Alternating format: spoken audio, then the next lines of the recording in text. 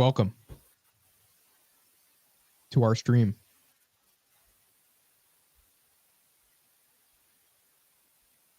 We be streaming and shit.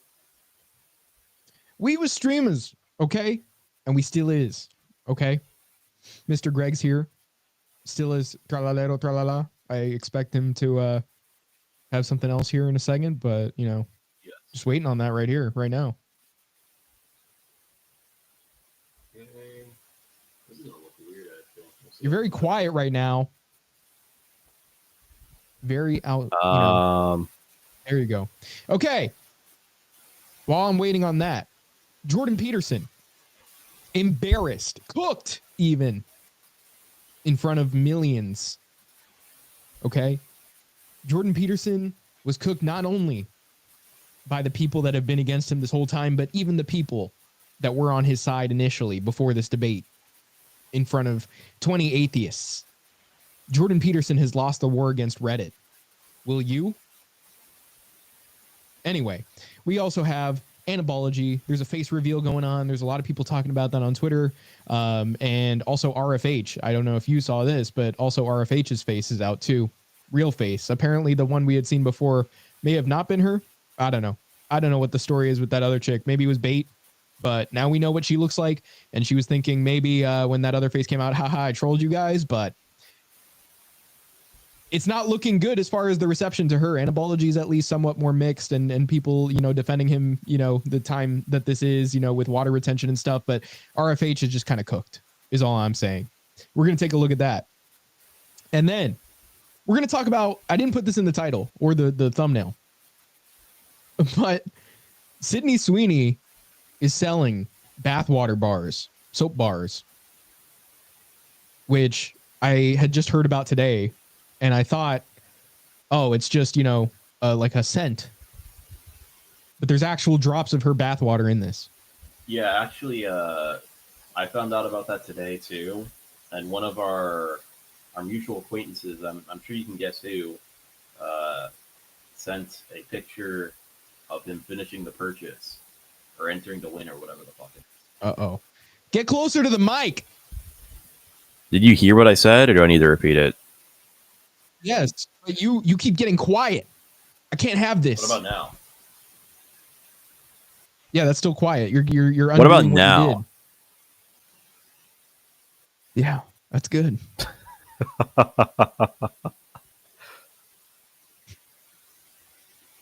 Okay. So let's see what we have going on here. All right. Yeah, so basically we're going to be watching that video. We're going to be taking a look at Jordan Peterson. I was going to say Peterstein. I almost said that, but I did anyway. You almost said it. I had to tell you guys what I was thinking. Transparency. I had a replay on that one. I had to do a cover, like a, you know, play-by-play cover for you guys. I can't leave you in the dark on this one. Now we have Mr.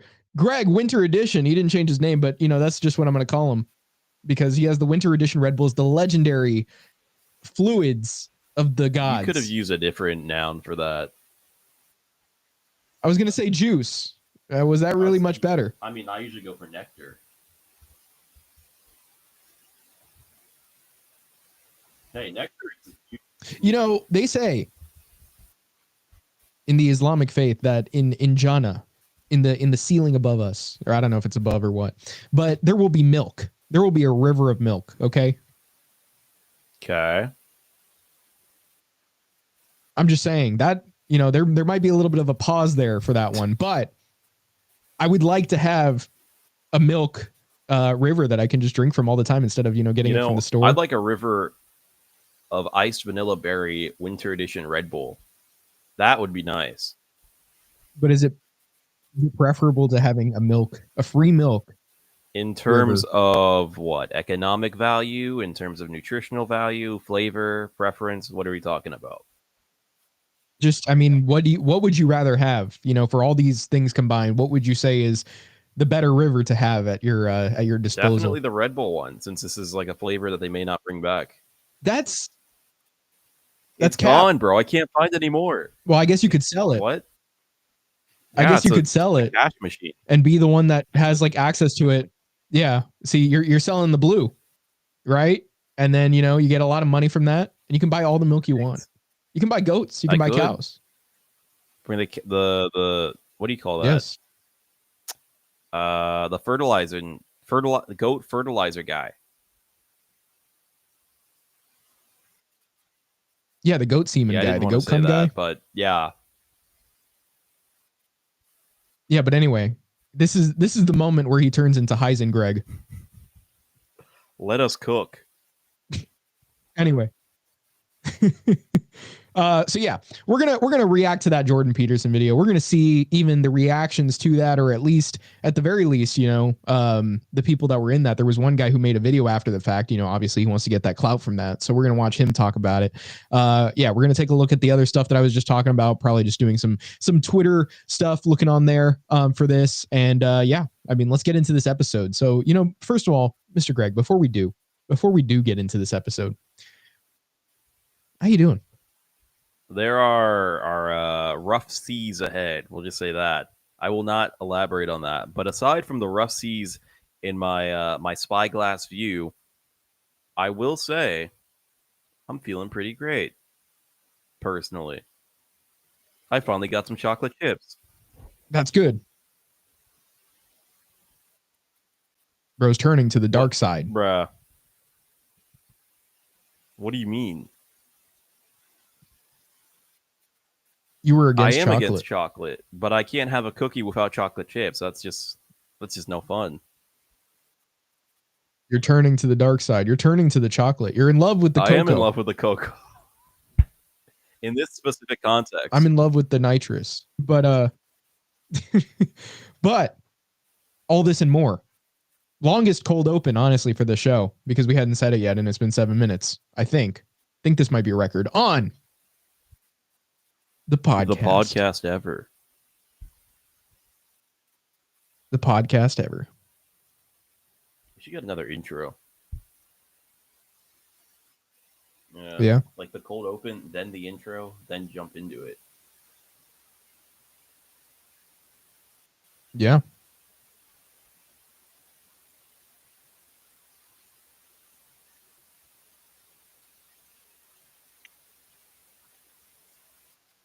There you go. That's your intro. Whatever it was, okay. I didn't hear it.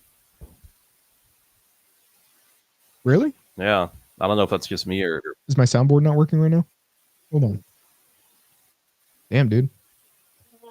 You don't there we go. Hear that? Yeah, I heard that.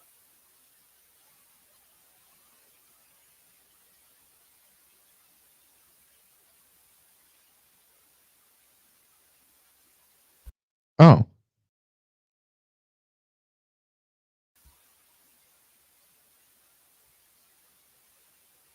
Did you not hear that one?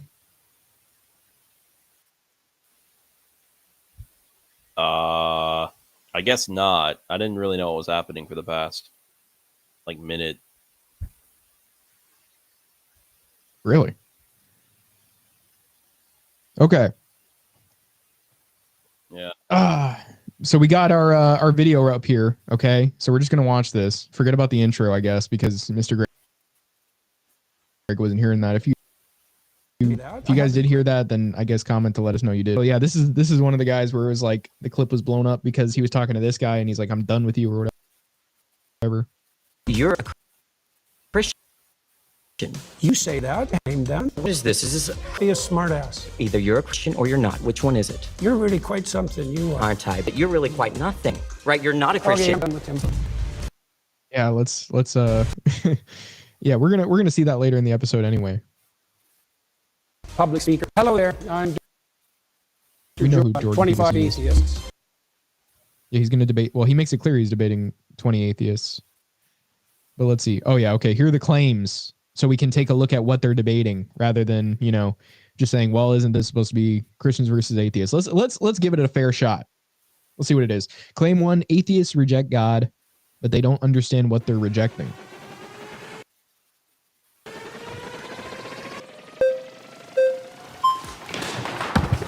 Good afternoon, Dr. Peterson. How you doing? So this claim here that atheists don't know what they're rejecting, My background is in studying to become a traditional Catholic priest, daily mass, daily rosary, going on long retreats, deep into the magisterium and biblical hermeneutics. Like, I was thoroughly in it.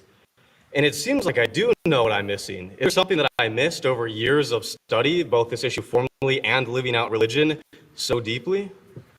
Well, you obviously feel that you missed something when you were practicing the priesthood. Name was off then. So And there's so- always the possibility that it's still off now.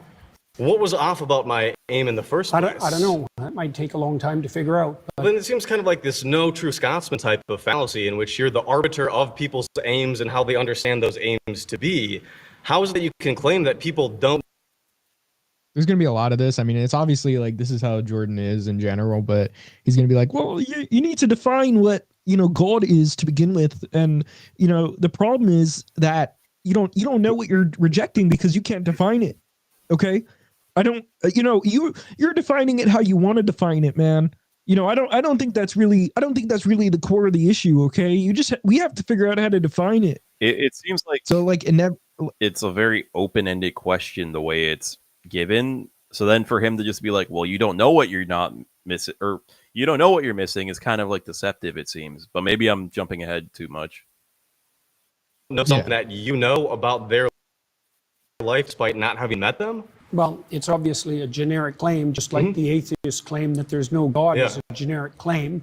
In your case, it would have to be specified more, and I'm not claiming to understand what was going on in your mind, but my experience with atheists is twofold. Is that they have a very reductive notion of what constitutes God, let's say, in the Judeo-Christian tradition.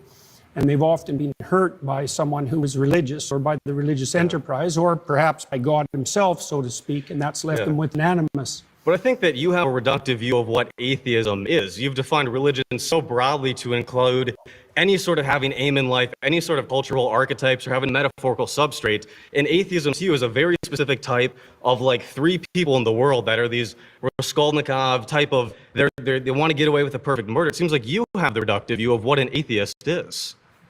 Well, let's start with your claim. How do you define the God that you're rejecting? Like, what is God to you? You studied in the church, you found that unsatisfactory. How would you characterize what you rejected? I think the average Christian believer. I mean, I don't think that's like the worst question ever, but it kind of seems like, you can interpret what's already being rejected here. I mean, just from the perspective of him being Catholic, I don't think it's really like, I don't think there's that much of a question there. Yeah, it seems like, I guess the better question would be like, like, why did you reject it, as opposed to, I guess, I don't know. I feel like that's really the main question you should be zoning in on, rather than what did you reject. I guess it's fair in the sense of kind of figuring, you could find out why from them defining what they're missing or what they're rejecting, I guess, but it seems a bit more indirect than you would want it to be, especially if you're trying to get to like a set conclusion to this kind of debate. Well, see, what you're saying is that your father pushed you into it, and that doesn't really say anything about the validity of whether there's a God or not. Okay, so you can't really say there's not a God because of how your father treated you. God the Father, or like Father? So, no, your father, like his father. I don't know. Whoever Jordan's, because he said like one of the reasons could be, I mean, obviously it's true that, there's somebody in your life that, was of that religion and you had a bad experience. But, I'm just saying like this could be something where Jordan's like kind of just getting him to say that, whatever reason he had for rejecting it isn't like about that itself. It's about something else that's like more emotional. Which is not uncommon, but even if that is the case, that doesn't mean that you don't have that doesn't mean you have invalid arguments for coming to that conclusion anyway. Yeah, it doesn't really mean that like you just straight up rejected something valid and like the emotions like were completely like the issue here. Like it doesn't say anything to the validity of what is being rejected anyway. Okay, you rejected it for a reason that doesn't really examine it itself. But I mean, if you just say, well, I reject it, and I mean, it's like, oh, so you don't have faith? No. It's like, okay, so then why should I believe it? It's like, well, you should have faith. It's like, okay, why? Yeah, it kind of, I mean, we just started, but I think it's going to come down to that, assuming that the the exchanges are like direct like this, it's going to just come down to, well, why don't you believe in that? Like that kind of shit. Yeah. So we got the Oracle in here. What's up, man? What's cracking? Not much. We're just watching some of that Jordan Peterson versus these atheists. So I don't know. If you're asking what's cranking, then it might be that guy that we were just talking about that bought the Sydney Sweeney bathwater. Yeah. Let's see what he said. We watching that Jordan Peterson video. What's Jordan's point? We're going to find out. But yeah, I mean, like in the clips that I've seen so far, it seems like it's not completely clear what his point is, but I mean, we'll get to that. It's not So let's very see. clear right now, as a matter of fact. Yeah. When they say that they're Christian and they believe, they mean some sort of God that is powerful, all perfect, is somehow involved. Oh, well, I have to stop you there on the all perfect, it's going to be something like that where he's like, picking it apart, like, oh, this specific thing invalidates the whole thing that you're saying. You were there when I did that with one guy, and he did the exact same shit. Well, actually, yeah. I don't believe that. In the matters of the... What's that? Oh, it was like, actually, I don't believe that, which is fair, but it's kind of like not the argument at all. So yeah, exactly. And that we looked through wisdom and with the Logos incarnate in Christ. And it also seems like you don't believe in religion in the way that the average Christian says that they believe in religion. And there are as many gods out there as there are believers, because everybody has mutually exclusive and different views of what God is. So it seems like... if everybody had mutually exclusive views of what God is, no one could speak to each other. The mere fact of communication presumes a commonality of assumption and definition. And it's certainly not the case that I regard any archetypal manifestation whatsoever as equally religious. So that's not a real claim. Let me give you an example. I actually think Jordan's right there, because like otherwise, how are you ever going to have a conversation on this if it's like everybody just has a different understanding of what this thing even is? I think the issue is that he used mutually exclusive, because I mean, then you're just dealing with different entities entirely. You can't even group them under the umbrella of God or gods. Yeah, that is true. The guy did fuck up by saying that. There's a sub-narrative in the story of Moses where Moses is rewarded with a glimpse of God. Okay, and that's one of the ways that God is characterized in the Old Testament stories. Yes. Now, Moses is a faithful servant of God and a good man. At least that's the case within the confines of the story. One possible interpretation. It's the case within the confines of the story, obviously. Obviously.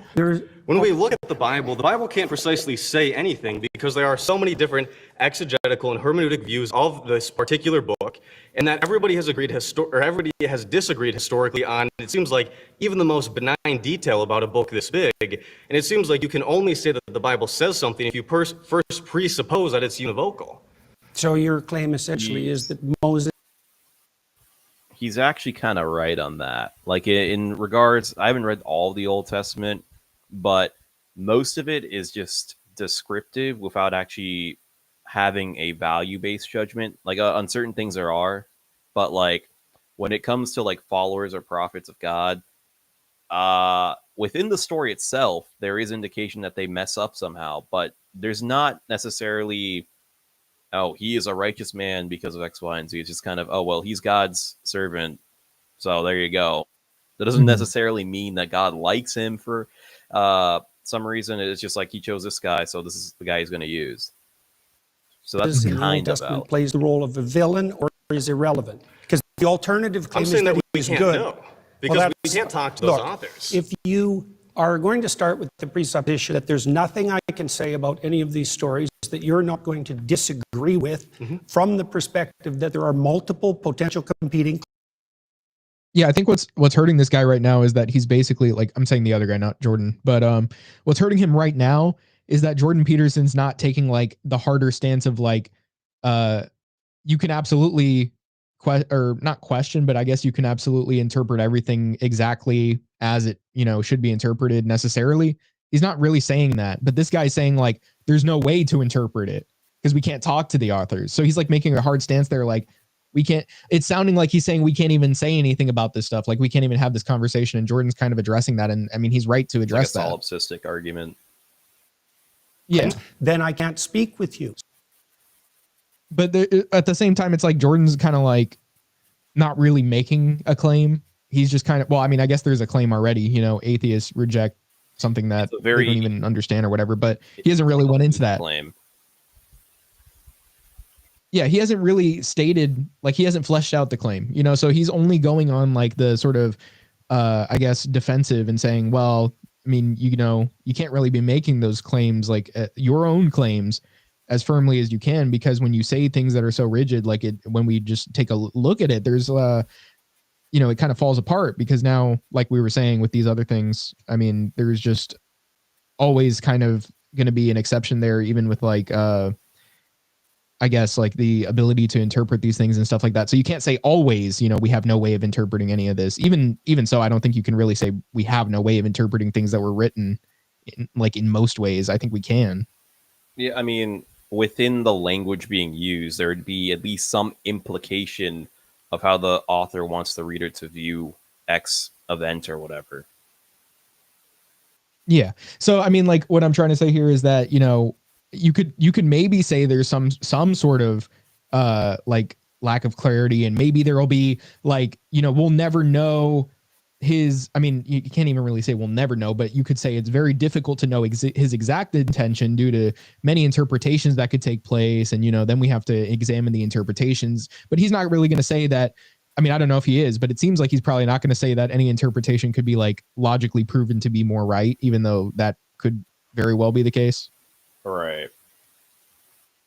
Because obviously he's coming from that background of, yeah, the solipsistic. You're a solipsist? So we also have a short time here, so I want to get to the core of what you're arguing here, and I'd love if we could. The core of what I'm arguing is that atheists reject God, but they don't understand what they're rejecting. So I'm trying to give you an example of what's being rejected and its complexity. Okay, so God rewards Moses with a glimpse of the divine. So this is a definition of the God that atheists are hypothetically rejecting. A possible one. I said I didn't say the.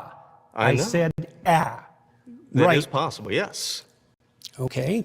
So despite the fact that Moses is a stellar character and he's had a long and difficult life and can withstand a lot of difficulty and travail, God puts him between two cliffs.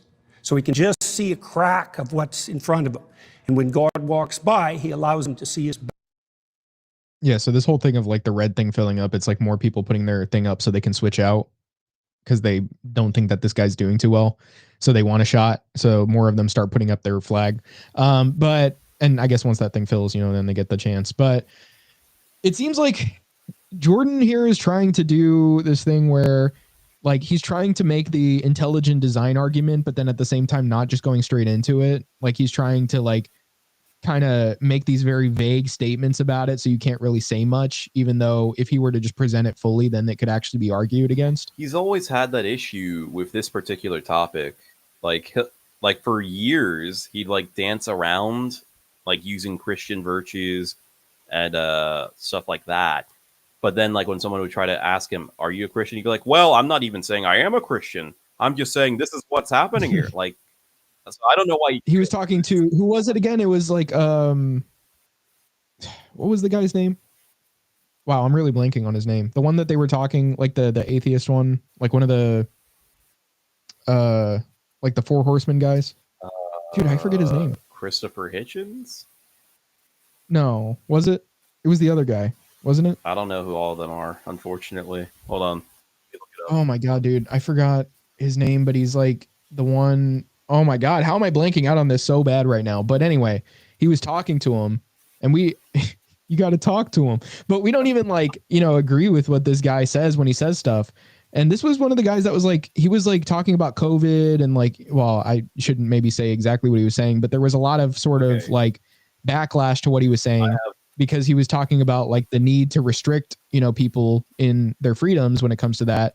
And people didn't like what he had to say there, especially that we're on like the more conservative side of things. And so did you figure out his name? Yeah, I was just going to read out the names and you tell me which one it is, but I'm assuming it's Sam Harris. No. Yeah. Okay, there you go. I knew Sam, but I couldn't remember Harris. Like I was like thinking, yeah, his first name must be Sam. Hyde. Yeah, Sam Harris. Yeah, see, Sam Hyde came to mind. I'm like, it's not Sam Hyde. It's definitely not Sam Hyde. Yeah, but I mean, yeah, Sam Harris. So he was talking to Sam Harris, right? You remember this one, right? Where they were talking and then Jordan Peterson, like he was asked about his faith. I can't remember the exact thing, but if we can find the clip, then we can play it and we can just take a look at that. But there was that moment there where it was like, oh my God, dude, he got destroyed. Because he couldn't really identify his beliefs. He was like, man, I forgot how he goes, but he's like, you can't be so certain. You know, you can't be certain of anything. Something like that. Like when it comes to like faith or something. I don't know. Yeah, that is kind of ringing a bell now. Okay, we were at 541 in case we forget where we were. I don't know if it was this clip. I don't want to like search through the whole episode for that. Maybe this. And the problem is that people are looking at the landscape from a contextualized perspective, right? It's not just a piece of land, it's their piece of land. No, that's not it. You heard that, right? Yeah. Okay. So maybe it's this one. So, like, I just heard from your audience there, and You might have heard from the odd convert. but what's amazing to me is, so, like, I have to do some work to figure out what point they think you made, because Look, wait a second. So, like, I just heard. Okay, that's not it either. I'm trying to find it, man. Oh my God, what did he say at that time? It was let's see, faith. I guess the point is, if we don't find it, unless it's this. So I was not hearing in that list of attributes a God who could care if anyone masturbated. I was not hearing a God who. Depends on what else it's stopping you from doing, Sam. Sorry, I missed that. I said it depends on what else it's stopping you from doing. Well, yeah, okay, so it's Yeah, but important to live. seriously. It's important to do something other than masturbate. Yes. Yes, which actually constitutes a problem for many people. Which is harder than it sounds. Yeah. Yeah, this is not it, but I don't know, man. I guess the whole point was. Hold on, let me see the title of this. Maybe it's this. I'm just saying, it's like you own Look, it. if you're saying that there's a danger, if you're in a parish of one, or in a parish of one thing, or a parish of not in the parish that has anything in common with Bible thumpers in my country, who think that Jesus is very likely to come back in their lifetime because he never did the living and the dead. And I don't think we're going to find what we need to find as far as that moment. But basically, if I'm just summing it up again, it was saying like, you know, it wasn't that I don't know if he said there's no certainty, but he was like, you know, you can't really define, or there's no proof or something. I forget what it is, dude.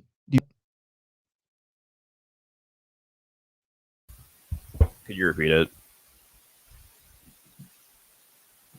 I was saying, like, I remember it being him about, like, you know, saying either there's like no certainty or like, you know, there's no like thing that can really like say there's a reason that he should even believe it to begin with, like something like that. Like he basically just had no like good argument for making his case anyway. So then he kind of like destroyed himself at that moment.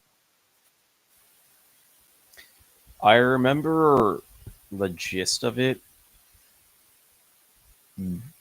but not enough to really elaborate on it, unfortunately. Mm-hmm. Let me see. Trying to look through the links that I've sent on Discord just to see if maybe I see it.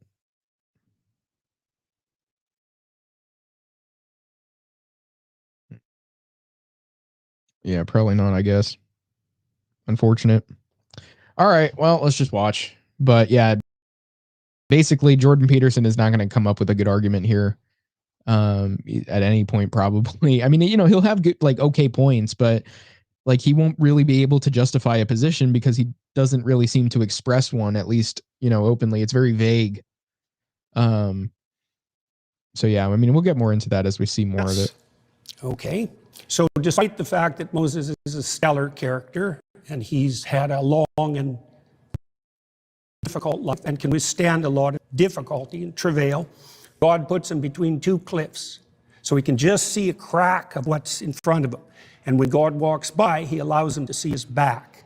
Okay, so the implication of that story is that the divine is fundamentally unknowable. It's a pinnacle experience, and that people in their finitude have to be shielded from a comprehensive vision of the basis of reality. Well, that's not the God that's defined in that manner, right? It's not a simple personification. It's not a simple old man in the sky. It's something that in its essence is unknowable and overwhelming. Yeah, this is just very much like, if it's unknowable and you don't know what you're rejecting, so then you can never reject it because you can't know it. That seems like what the claim being made here is. Then how can you be faulted for that? Yeah, I don't know. It's unknowable. And also, even in the context of the Bible, there are very clear indications that God exists. So that at that point, it's not unknowable. You have some determinant factors that show that there's something there. So I don't even know if unknowable is really an accurate term. Yeah, let's see him talk with somebody else because they're going to get to the point where they all have enough flags up. Do you have a Okay, problem let's with pause there. Sorry, you've been voted out by the majority. That I can't even say what that person sounded like. Please don't. Yeah. Let's see. So, But I know what you mean. the Oracle saying, I remember when this guy was everywhere and was on top of the world. I do too. It's a shame to see him like this. He's been like this for some time. But yeah, this has been a very big turning point for people against him. No Charlie Kirk. So you mean like Charlie Kirk did better on this? No, I said, turning point. But no Charlie Kirk. I see. Hey, how's it going? Nice to meet you. Nice to meet you, David. David, good to see you. Tell me everything that you know about the Polynesian deity Lono, L-O-N-O. I don't know anything about the Polynesian deity Lono. So you're rejecting something with... Well, he didn't even reject it. Yeah, he just said, I don't know about it. Well, hold on. Well, this guy sucks. He did, like, implicitly, if you're assuming he's a Christian, then yeah, but he never said he was a Christian, which, I mean, there's issues with that, I guess, but... Okay, I see. So, assuming he's a Christian already, he would have already rejected all other gods, and thus, if you were to say, I reject this one, even though I don't know it, now you're falling into your own argument, I guess. Yeah, the problem is you can't really, in good faith, assume someone rejects something unless they kind of explicitly say it. And he never explicitly said he was a Christian, which is actually a good defense. And he wasn't made aware, like, it's because I guess he was trying to, like, when he said, well, it's kind of not a great argument, but I'm just saying, like, I guess he really hasn't, even been made aware of what this thing is. Thus, even though he said, like, or if he were to say, I reject all other gods, I guess, like, I don't know, maybe he would say, I have to examine this first. I don't know. Maybe. You don't know. I don't know. It's an unknowable force. We don't know. Without knowledge of what you're rejecting. I'm rejecting it. Do you believe in Lono? I don't know anything Do you about. believe in Lono? Yeah, see, exactly. That's what I'm saying. Like, he's saying, I'm not rejecting it because I don't know anything about it. So, I mean, he's not falling into his own trap here, at least, at face value. Maybe if you look into the argument and take it like 100% consistently, then yeah. But, at least right now he's saying, I mean, is there a consistent way to like work around this where you can have both positions where it's like, yeah, there is, because I feel like there just would have to be. Yeah, there's like, this is not a good attack because, I mean, for the reasons we mentioned before, he didn't specify any position technically yet. But even if he did specify that he's a Christian, there is an argument in that all fake deities are a reflection of the one true deity, and he could have used that, assuming the deity is, I see, benevolent or whatever. Yeah. Is a deity that exists in the world, exists in the universe, that exists in the existence of everything? Do you believe that Lono I'll is answer a that being? question once you answer my question, which is, do I reject everything that I'm ignorant of? Because that's your presupposition that undergirds your argument, and unless you can prove that that's valid, then there's no point. My question is quite simple. Yeah, but that doesn't mean it's believe- formulated accurately. Yeah, this guy isn't making good points here at all. Do you believe that Lono, yes or no? I'm not going to answer that question for the reasons I just described. You already insisted that if I reject something, that if I'm ignorant of something, I reject it. Do you think that everyone in the world has to know everything simultaneously for that to be valid and true? I think in order for your Answer that argument question. to be true, Why are they coming to this guy, dude? What relevance is this guy? in order that we atheists, It looks like somebody that they would like. To be Hold valid on. and true? I think in order for your Answer argument question. to be true, Bro, this looks like some shit you would like flash to on Eric Andre, where like they just flash to those people like hiding in the roof or whatever that are just staring down at them. Those like creepy people. That's exactly what this shit reminds me of, dude. You saying it's a creepy Oh my person? god. I'm a little creeped out. I'm just gonna say it. I'm a little creeped out. in order for it to be true that we atheists don't understand what we're rejecting, then you need to also apply that to yourself and to Christians and to Muslims and to any other person on this earth, where if you don't understand what you're rejecting the belief in, then you can't. And on top of that too, it's like I would take it because these people most likely, because they're here, live in North America at the very least. Most likely, maybe Europe or I don't know. I'm just saying they're probably not coming from like some random location on the earth, especially so remote that they've never even heard of Christianity, that, they just like have never considered it, as like an option, unless they came from some other faith. And then they're like, well, there was no way because I never, would have believed that. Even if I heard of it, like I did hear of it, but I don't believe it. It just doesn't make sense because like, I guess, the whole point here is that, they've already kind of all, like heard of it to begin with. I'm not sure I'm following the exact To yourself point. and to Christians and to Muslims and to any other person on this earth, where if you don't understand what you're rejecting the belief in, then you can't. But he's like saying we're applying that to like Christians and Muslims. What I'm saying is that like, even if these people aren't because they're atheists, like he's basically assuming that it's the same thing to say that,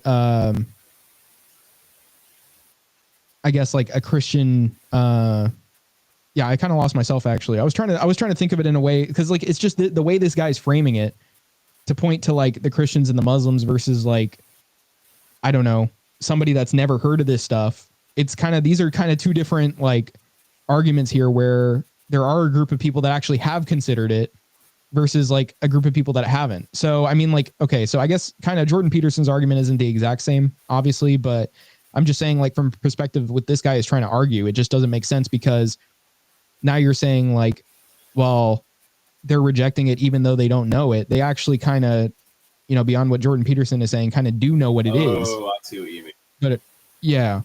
Okay. Yeah, that makes sense. So it's like, we're not talking about remote, like, people that have never heard of this thing somehow, Christianity. And, they're not rejecting it just because they haven't heard of it. But like the Muslims or whatever, they've heard of it, So I don't know why he's bringing that up as like, oh, well, you know, you're going to say the same thing about Muslims or whatever. Yeah. And I mean, even if they hadn't heard of it, they're considered to be the same God regardless. So.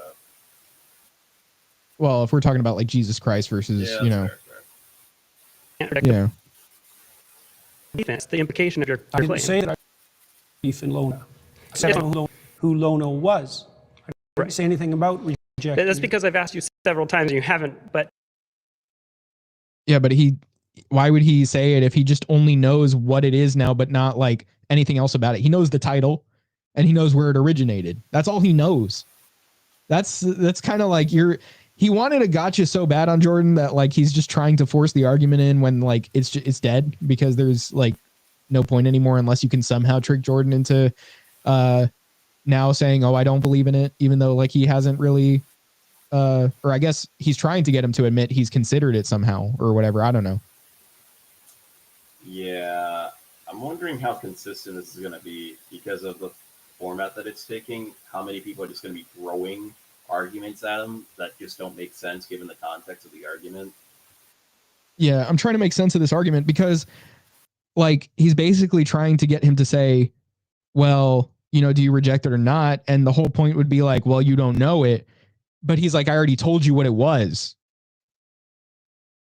Yeah, but so now he's told him what it was. Right. No, so I'm saying, yeah, sure, Jordan's not going to answer that because he hasn't been told much else.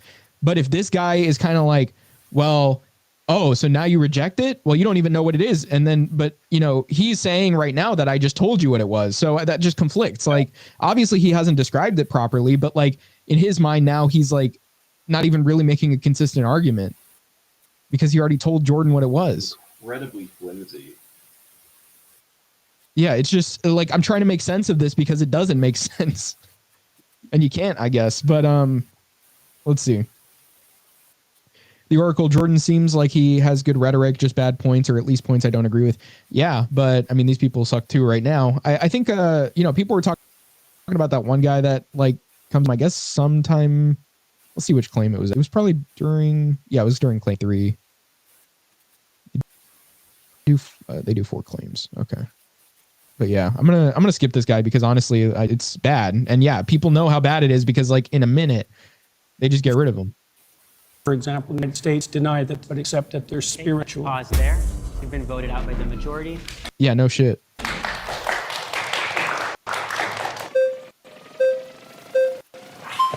Aha! Hi, nice to meet you. How are you doing? Good, how What's are you? your name? I'm Greg. Nice to meet you. Oh, Greg! Oh, man. Yo, you know this dude? This is not me. I disown this guy from having a name Greg. You don't want to be this guy? Why not? Well, I'm definitely not that big. I'll just say that. Okay. So are you Coach Greg? That's a better alternative. That's a much better alternative. Dude, you should make that your persona next time, Coach Greg. I don't know why I didn't. That was perfect, actually. You could just do it right now, I guess, but you know, but let's see. Or you could just save it. It's a good idea. I'll save it. Okay. Okay, so you're getting at this idea of polysemy, where we have multiple related meanings for a word, right? Like, for example, what is he holding there? Is that like a comb or something? What is this? I can't get off the. I feel like you're getting at this polysemy. Yeah, what is that there? I can't even see. Where we, I guess, looks like a comb, yeah. We have multiple related meanings for a word, right? Like, for example, a famous painting It might be. Oh, it's like a little notebook, like a notepad. can be emotionally moving in that it changes my emotional. And when I was on the highway, This guy looks distressed. This guy genuinely looks like concerned, like worried, like troubled. He's like, damn, these people are retarded. Coming here to this. He's probably like thinking like, man, why did I side with this side? This isn't the good side right now. Maybe his mind will turn around later in the episode, but right now he's like, damn, dude, we're kind of fucked. I was physically moving. I was changing my position. If I said I believe the Mona Lisa is very moving, on the oh shit, I didn't mean to skip. He kind of reminds me of like Tuttle from American Dad, like just looks wise. The fat friend with Steve. Yeah, I could see. No, not Barry, but he kind of actually does look more like Barry than Tuttle. Okay, then I don't know who Tuttle is. Tuttle is like the neighbor, and he's like this fat neighbor. Yeah, I don't remember. But he does look more like Barry, if anything. You actually, don't really understand what you're saying. It's nailed to the wall. I would say that you're the one who doesn't understand what I'm saying. I mean, he has the white shirt and everything, so yeah, more Barry than anything. Around. And the way that relates to this is there are many concepts of God, and I'll admit I find a lot of what you say about that interesting. I'm familiar with it. The idea of this kind of Jungian hierarchical thing, or as a metaphor, or a symbol, or the kind of, atheist, materialist, literalist idea of... Bro's just yapping. Like, get to the point.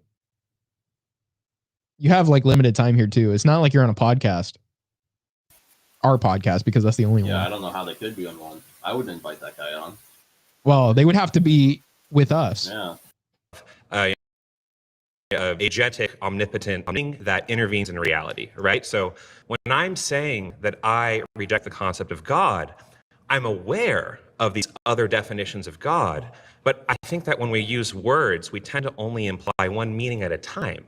So the same way that I would say the Mona Lisa is moving emotionally, but I would not say it's moving physically. I would say I reject the concept of God in this very literal way. But what literal way? Okay, see, but that should be obvious there. The way that God is this omnipotent, agentic, supernatural being that sent his son down and has, caused miracles and all these things like that. The idea of God is Do you think that there's an underlying unity of things? Could you explain that question? Greg's trying to catch his breath there. I mean, you should. Well, scientists, for example, believe. You shouldn't have what? Oh yeah, like yapping so long. But he also shouldn't have been running to that chair, dude. I mean, maybe he should have just saved his breath. Yeah, but running to the chair. That's unifies. I get they're trying to get the game, but You're getting quiet again, but yeah, I heard that. Yeah, they're trying to make it a game. It's kind of weird. Yeah, they want a gimmick, of course, because I mean, otherwise it's going to kind of, I don't know, maybe be a little too plain for what they want. Comprehensive theory. Do you? Yes? No? Or there are multiple truths. Those are the options. Either or there are multiple competing truths. I think that I know that, for example, like in physics, people are looking for like a theory of everything. Why do you think they're doing that? It's interesting. It's helpful. But they also believe that there's an underlying unity to things. In a sense, yeah. Like, like the material world and time and space are probably governed by universal laws and principles. Partly that, yes, yes. But that the same thing might extend to a broader domain that would include imagination and value. Could you help me connect that to the prompt? Well, I'm trying to define God, the God that I don't think atheists do a very good job of defining. Here's another question for you. Yeah, bro. What if the universe is God, man? What then? Huh? You're rejecting it wholesale because you say there wasn't some sort of sun, but you're just denying reality, bro. I mean, honestly, that wouldn't be the worst argument to use. You just have to substantiate it. Yeah, but the thing about Jordan is like, as soon as you're like, okay, well, I don't, but like, I think Greg right here is spitting. I'm saying Greg in the show. In this long form entertainment, it's kind of fat Greg. Okay, so the thing is, fat Greg is spitting, right? And Jordan over here is like just trying to complicate things because obviously he doesn't want to lose. But, Fat Greg is saying, hey, well, I don't believe it in the literal sense. And now I don't know if he's going to make an argument against the definition Jordan's giving. But then Jordan's like, how can I muck this up and just make it about like, well, you could really define God as all these things. Like, it doesn't have to be literally like, any given religion, but there is some sort of unity to the universe. There's some sort of intelligent creator. And, just to say like, man, there's no unity in the universe is what you're saying if you deny God. Like, you have to, it has to be one or the other, man. Like, it can't just be, oh, well, I mean, there is unity in the universe. There is, like, there's the laws of logic. There is physics and all that. And these things obviously determine how things play out because, there's only certain things that can happen, like a certain set of things. Well, now it's like, oh, but you think that was just there? You don't think there was anything that created that, man? Like, oh my God, or you're stupid, you're retarded, so, this is Jordan's whole argument right now. None of that. That's not a good argument because it's just the design argument, basically. I don't understand why the universe just couldn't be ordered because it would necessitate some kind of order. Like, even if, for example, we perceived it as messy and chaotic, which a lot of people do, that doesn't mean there isn't some kind of internal order to it. You don't need a designer for that necessarily. But then what created it, man? You're not thinking about that. I'm sorry, Jordan. What do you think guides you in your determination of whether or not what you're saying to me is true? Can we go back? Can we stay on what we were talking about? We are. Okay. You're just uncomfortable with the question. No, I mean, he's definitely veering off. This happens with Jordan Peterson. Like, as soon as you start addressing one claim, he's like, hey, but what about this, man? Like, he keeps trying to peel back the layers, except for it's not really doing that. He's kind of, instead of doing that, he's kind of pretending he's peeling back the layers, but then actually asking you something that, is more in favor of what he's trying to ask. It's very conniving. No, I feel like you're just kind of throwing different spaghetti. Yeah, okay. I asked a very specific question. What is it that you think guides you when you're talking to me to help you determine whether what you say is true? Logic, memory, reasoning, sensory information. Yeah, I was going to say perception. How do you distinguish that from being governed by something that's... I mean, the logic is the thing that does that, right? You use your perception and you act based on this.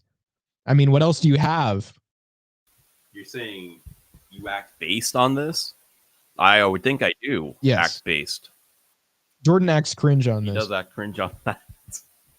Interesting question. How do you know the difference between what's true and what's false? So you could imagine... right? I can infer. From what principles? So, and what are you getting at? I'm getting at the fact that your conscience guides you. Is that reasonable? Conscience is defined by my empathy and my reason, or my foundational. Define it any way you want. Okay, so that's how I'm defining my conscience. Is my my conscience is my sense of right and wrong. Yeah, exactly. Yes. Where does that come from? I would say that comes from an evolved capacity to empathize and a recognition of the benefits of engaging with and nurturing that capacity. And then that empathy is constrained and guided by reason, right? But it has to come from somewhere, man. You can't just say it was a fish that walked out of the ocean and now we're caring about each other enough to have a beer or something, man. For example, I am driving. It's so readily apparent how problematic it is to not have an integrated philosophical system, because then when you ask questions like this, you're kind of lost in the woods rather than it just being kind of systematized like that. You would think they'd be more versed in philosophy. They're going to have a discussion like this too. Yeah.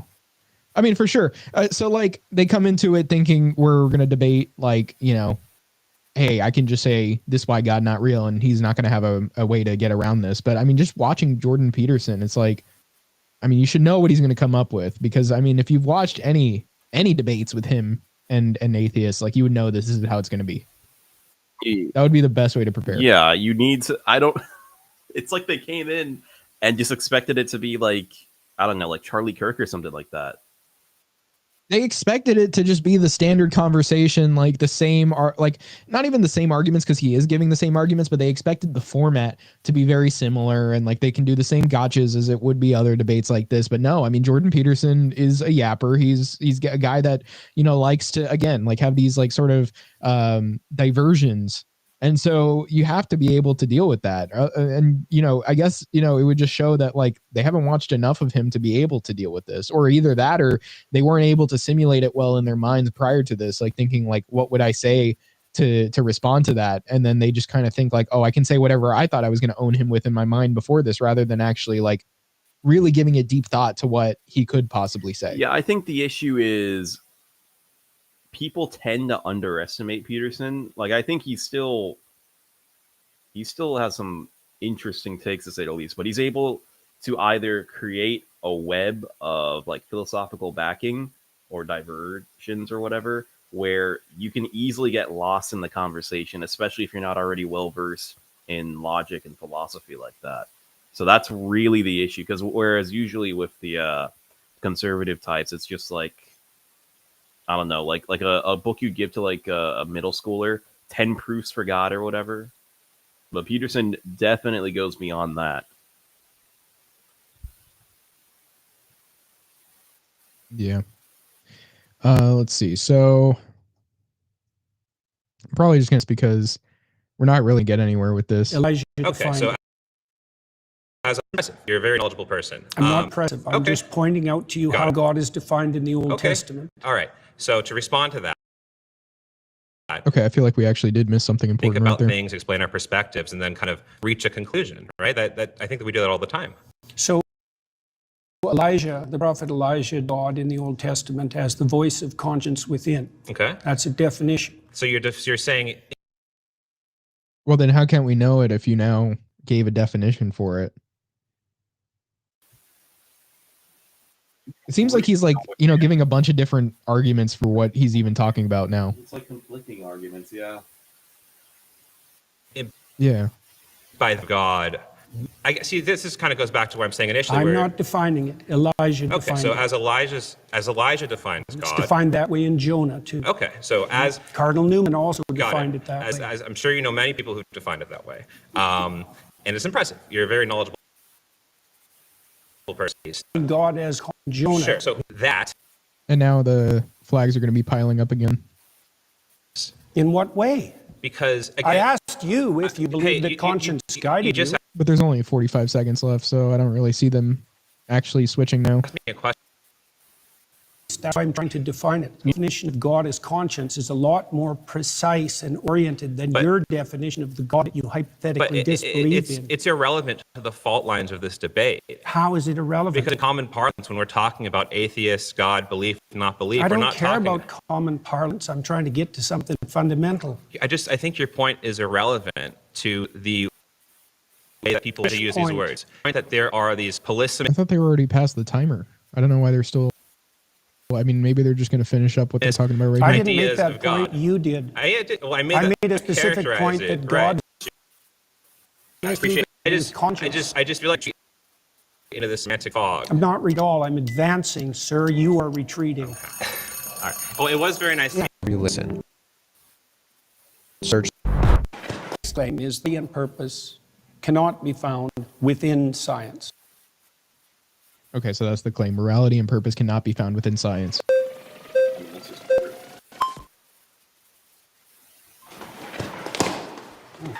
What is up, Mr. Canada? How you doing, man? I'm doing great. What's How are your you? name? Brian. I think it's interesting that you say that morality and purpose can't be found in science.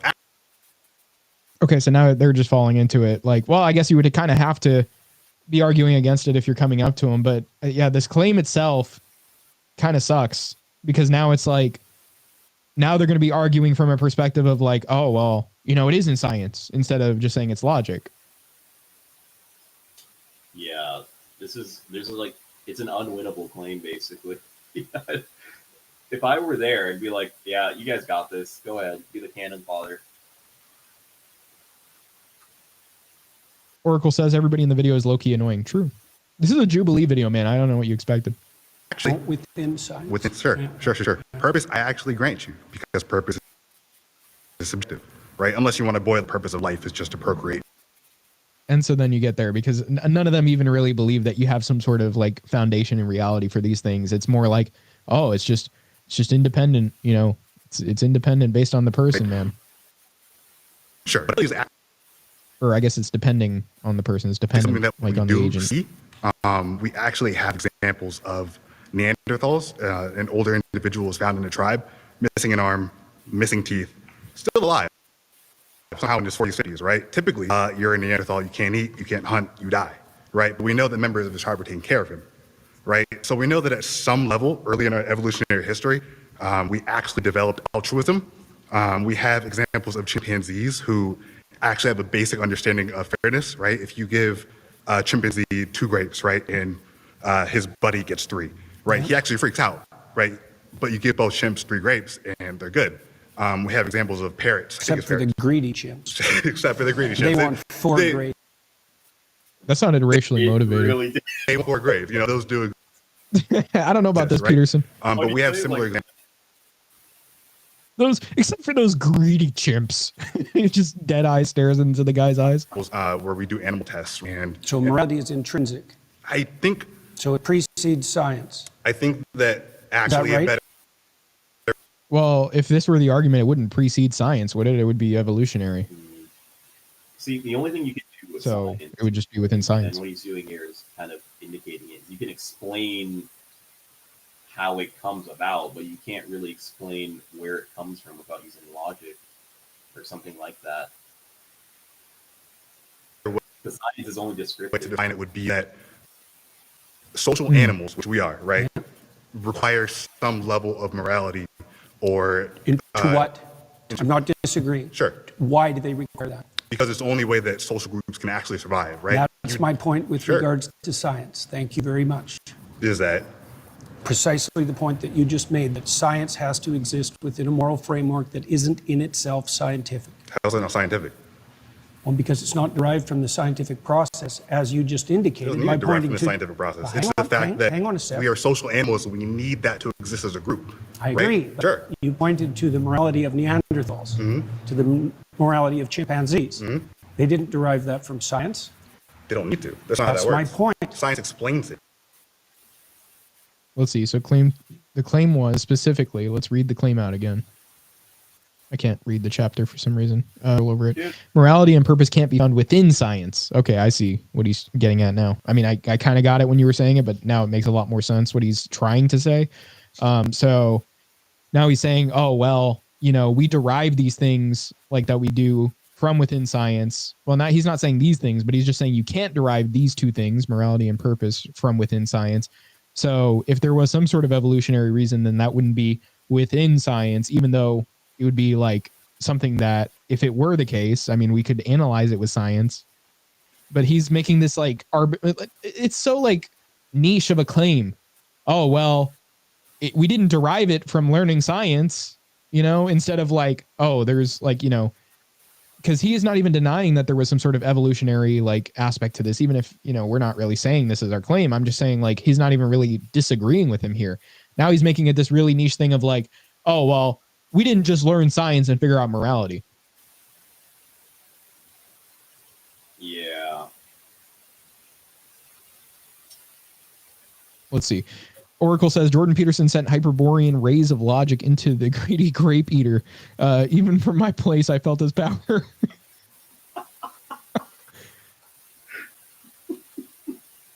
Yeah, man, these grape eaters. Science doesn't explain morality. It doesn't explain how social animals. You said what? Someone can edit this clip when he says that with like the beams coming out of his eyes, like the Instagram clips of like shit like that. Yeah, the laser eyes. Yeah, there should just be like no other context though. Except for the greedy chips. Yeah. We just cut out as much context as possible while still having a bit of a lead up to it. Would need to be. Well, that's a complicated question. But we see it though. Yeah, but dude, is that? I don't know, dude. What is that? It's not looking good though. I also don't want to listen to this argument because honestly, we have to see it next. Hey, Jordan Peterson, how you doing? How you doing, man? Luke. Nice to meet you. Oh, he's not even like. See, so your claim that he just kind of looks like he would be trying. Yeah. morality and purpose can only be found in science. Huh? I guess we're good then, right? He just looks like that, man. He does. Is a little shaky because I think the claim is really being framed to be morality can only be found in religion. Is that how you're kind of framing it?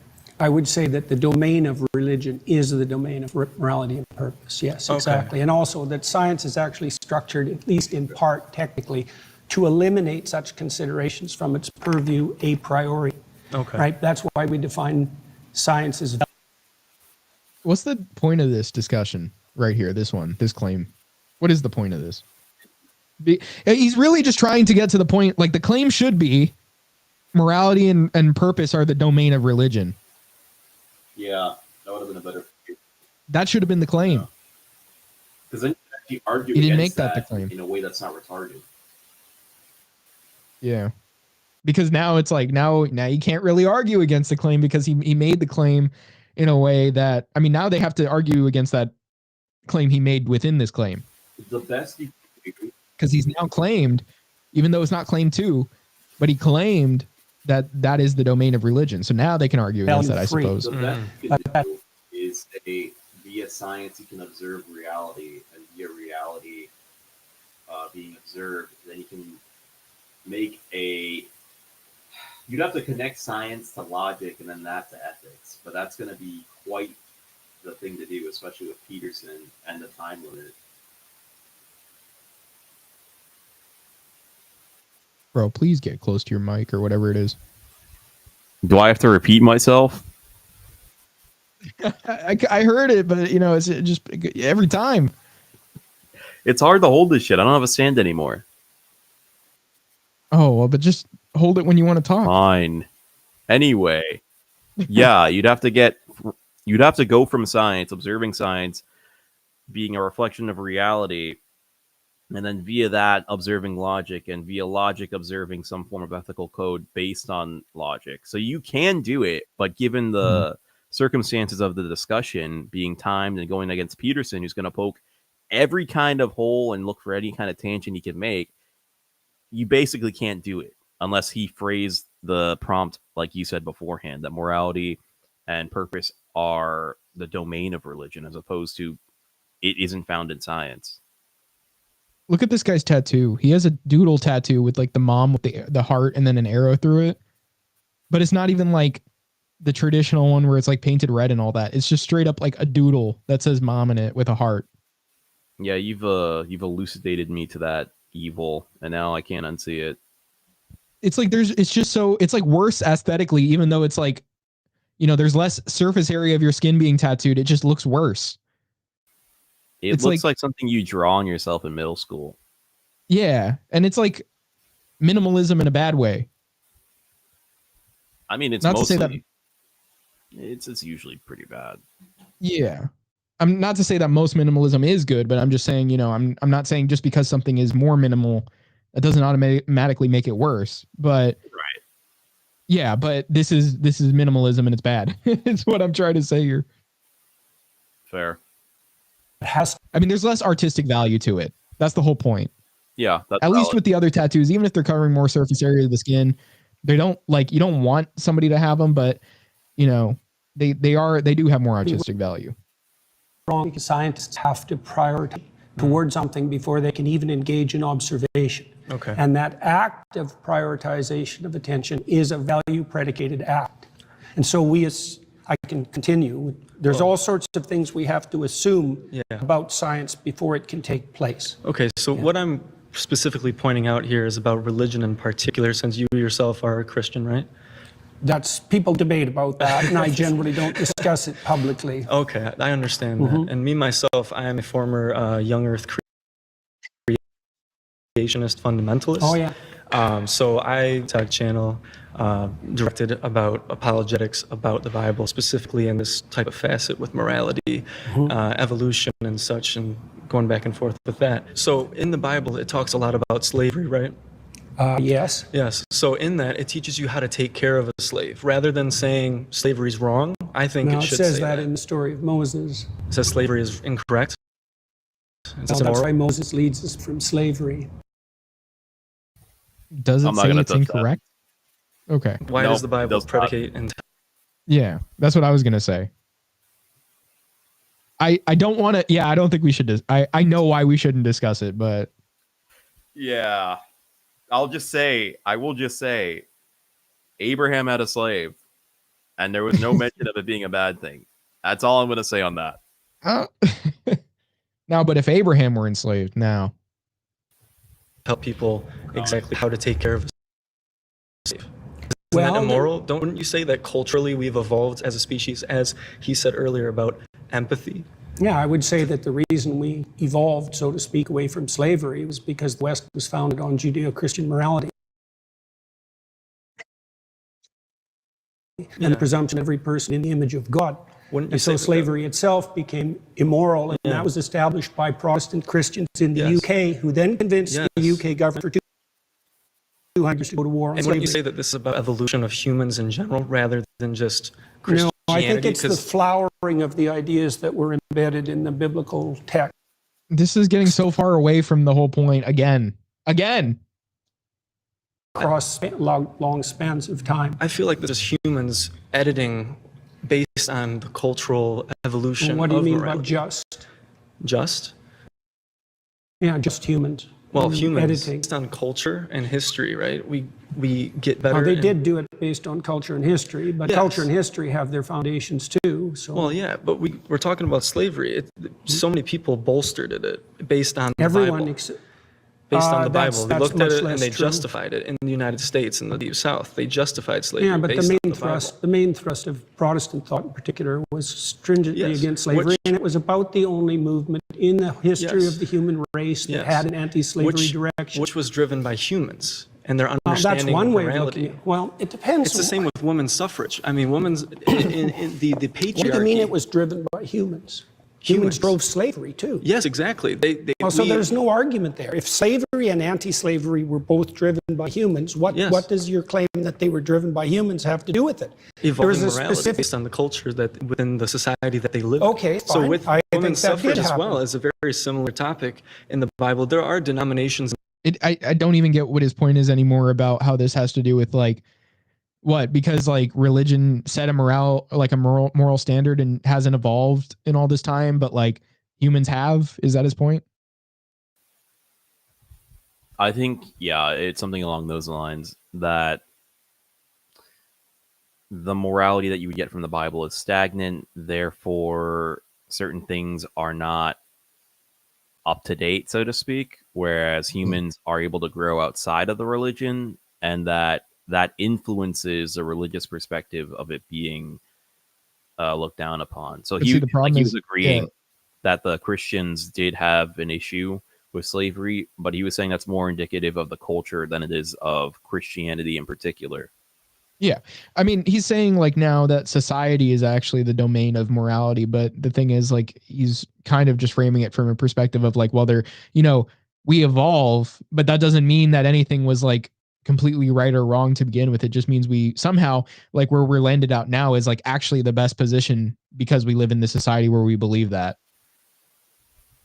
Yeah, he's not really grounding it in any kind of ethical code or logical framework for it to be valid, I should say. I'm grounding it. In Christianity, such as Pentecostal movement, which do bolster women to be from here.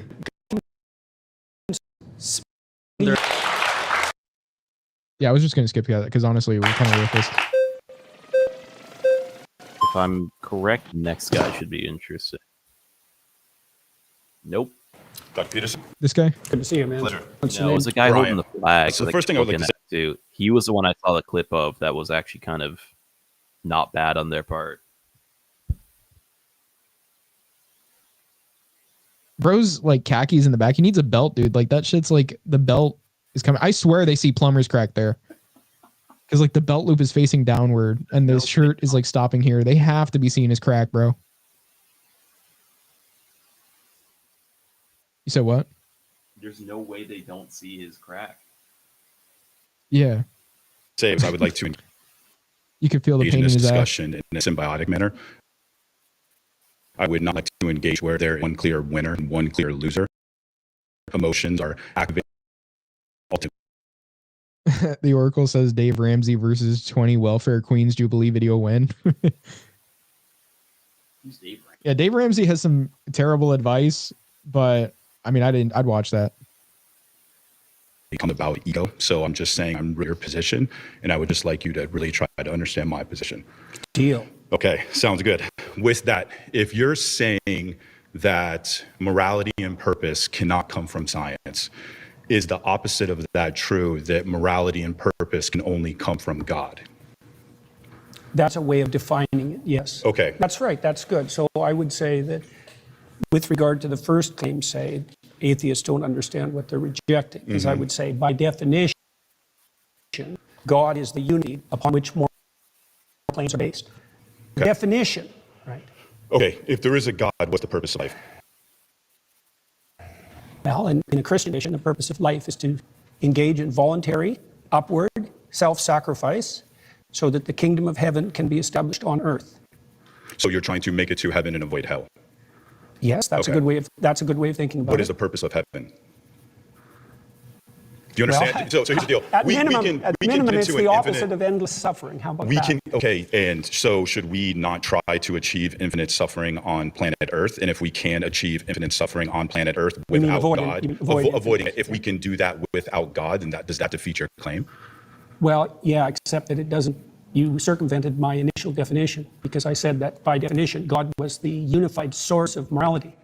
And so if we engage in a moral exercise... When you're talking about morality, though, when you really reverse engineer it and you get... But the whole point of him saying, these moral standards ought to be upheld is to get to heaven. So if you were to eliminate the suffering on earth, then yeah, what is the point of following those moral standards? This guy's not bad so far. Unless you were to argue that, all of my positions actually oppose moral or suffering. But I don't know. I mean, down to its root. You're a psychologist. Yeah. It seems like it just has to deal with people are saying there is a God. There is more specific than that. Well, so let me ask you this. So if there is a God and there is a moral code and it doesn't come at your benefit, are you going to follow it? It depends on how you define your benefit. If it's going to come at your expense, would you still follow it? Expense. If God came down and said, here... I mean, but Peterson is saying that he would, engage in self-sacrifice, like that's part of the purpose. So it seems like he would say yes. Yeah, but here's the thing is, you could say that, and you could make it the argument that it's altruism for the sake of altruism, but then heaven is the reward, so it's not altruism for the sake of altruism. There is some benefit at that point. Yeah. Otherwise, you wouldn't be doing it. For example, here's my moral code, let's say God was just evil or whatever. I'm evil, but let's just say I'm evil. He just lied to everybody, but somehow somebody figured out that he lied to everybody, and it's yeah, you're gonna suffer on Earth, but when you're dead, you're still gonna suffer just as much. Would you still do it? Nobody would realistically do that. Yeah. Even if you follow it, you're still going. Are you going to follow it? Well, that was the question that was put to Job and to Christ, right? Because they were required. Hang on, I'm answering your question. They were required to withstand trials that would break anyone and maintain their upward orientation regardless. And they did that with... When was that really done to Christ? Sorry? He's saying these trials of would you keep your faith in God despite the suffering or I guess not really getting reaping a benefit. Job, yeah, as an example. Why is Christ an example here? I don't know. That doesn't make much sense. Even if you go down the route of Christ suffered, no, because it was still for a purpose though. And also, it was he was God. I mean, except for limited in his available information. Yeah. So A, he did it for a purpose, and then B, it doesn't really mean much if he's actually God either. This is just like Yeah. a mild annoyance, if anything. The motivation of believing that this omnipotent, all-loving God would somehow turn it into a benefit. So they still did it solely for their benefit. So No, when you, not, well, yes, let's they define, did. Yes, hang they on, did. hang on. If- Let's define benefit. Like, if I did something for your sister, would that be to your benefit? Like, how are you defining your benefit? Do you mean one of your whims gratified now? Or do you mean you and everyone you love and know over some reasonable span of time? Like, So what do you mean by you? when you're talking about whims, I think you're talking about something that's more dopamine. When you're talking about morality, you're talking about something that's more serotonin and more ultimately Yay. satisfying. So you and I agree on a lot about how men should be masculine and things of that nature. You and I are 100% in agreement. We just don't agree on the justification that God is the only thing that provides morality. It's not a justification, it's a definition. What's the difference then between a definition and a justification? I mean, it's ultimately No, I said- psychologically the same thing. Well, we have to define what we're talking about before we can just debate. Okay, well, right? so And here's my I position. said that God, among other things. I'm actually a non-theist. I'm not an atheist. I believe the human condition is one of uncertainty. And what that means is that I don't believe that you can conclude there is a God with certainty, and I don't believe that you can conclude that there is a God without in the same position. Oh, so they're of the same position then. Him and Jordan Peterson agree on everything then, right? Now, with that, I don't care. I still wake up every day, have motivation to be a moral person. Define moral. Moral, what I ought to do. Okay, and how do you And come what to that I ought to conclusion? do, ultimately, it comes down to what not just benefits me, but what benefits the entire planet, what benefits the entire system. I think that your entire moral perspective comes from linear thinking. And when you look at the reality of the universe, it's actually more so holistic. So when you look at how Aristotle defined God, when he said that there had to be an unmoved moved or an uncaused cause, he was defining God from a linear perspective. And you do the same with morality, and you do the same with purpose. How does my I definition reject of that. morality? How does my definition of morality hypothetically differ from yours? Because you're saying that there's something that exists in a vacuum, that it exists in and of itself, and nothing in the universe exists in a vacuum. Nothing Oh no, exists in and of Greg. itself. It's systems-based morality. It's a systems-based. What? I don't know why they're giving him flags, because he's actually doing pretty deep. He's probably gotten the furthest out of anybody so far. Yeah, I really haven't gotten why they're kicking him off. Maybe they just really they're greedy. They're greedy I would assume chimps. maybe because he said he agrees with him on like the other things, and then they're just like, ew, yucky Peterson. Yeah, we have to wreck them. Reality. Is there a What structure? quantum Is there a hierarchical structure? Are some things more important than others? are some things? I think some things lead to more benefits than Then, others. by your own definition, some things are more important than others. Yes. Okay. Okay, What is pause there. You've been voted out by the majority. Yeah, he's laughing because he's like, man, that was Yeah, ridiculous. that was actually good.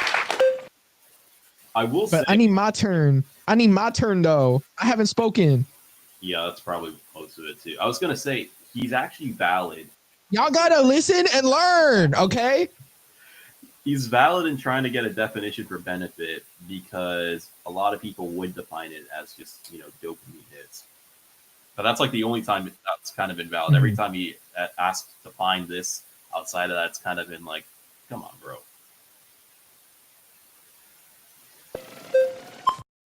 Also, they definitely do this because they want, that, I mean, like, your focus as much as possible when this happens. Like, literally, it's to get, retention.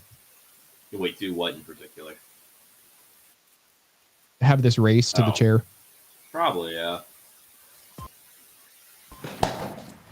Damn, Nice to dude. meet you. Nice to meet you. I guess since you said morality and purpose cannot be found in science, it would just depend on like what you're referencing. If you're saying a description of your psychological preferences would be considered within science, sure. But I don't think that you have to say that it comes from science in order to be like an atheist. As an agnostic. Dude, this guy talks fast as hell. Actually, yeah. Even without the speed up, Jesus. I have it at 1.25 speed, but I couldn't even understand him at 1.25 speed. Nice to meet you. Said morality cannot be found. It would depend on like what you're referencing. If you're a description of your psychological preferences would be considered within science, sure. But I don't think that you have to say that it comes from science in order to be like an atheist. As an agnostic atheist, I don't know if God exists and I don't believe that God exists. And the only ones that I would really reject would be like the all-knowing, all-powerful, all-good, perfect notion of God that plenty of Christians like prescribe themselves. So I guess How is that relevant to this claim? you're basing a position of morality and purpose in some like notion of God that isn't the same type of notion of God that typical Christians would prescribe. Your notion of God is what typical Christians? Yeah, typically when I talk to Christians, they say that they believe in an all-knowing. About Cardinal Newman, who defined God as conscience. He's a major influence on all Catholic social theory. How about that? Sure. So do you believe in the all-knowing, all-powerful, all-good notion of God? What do you mean by believe? You think it to be true? That's the circular definition. I remember this in the clip I watched, this discussion. How is that circular? Believe. How is that circular? Added no content to the answer by substituting the word true and believe. I said you think it to be true. All right. So if you believe something, you stake your life on it. What do you mean by that? This guy is a little confused by what he said there. Yeah. You live for it? By that guy. And that's what I mean by. Huh? I'm confused by that guy. He looks like what was the guy from Victorious' name? Robbie? Like Simon or Sigmund or something. Yeah. You know what I'm talking about? If it's not Robbie, it's not. Dude, the kid with like the curly hair that wasn't Robbie. Yeah, I don't remember who that is. Was it Sigmund? That doesn't sound familiar to me. Was it Simon? I feel like it was something like that, dude. Bro, what was that kid's name?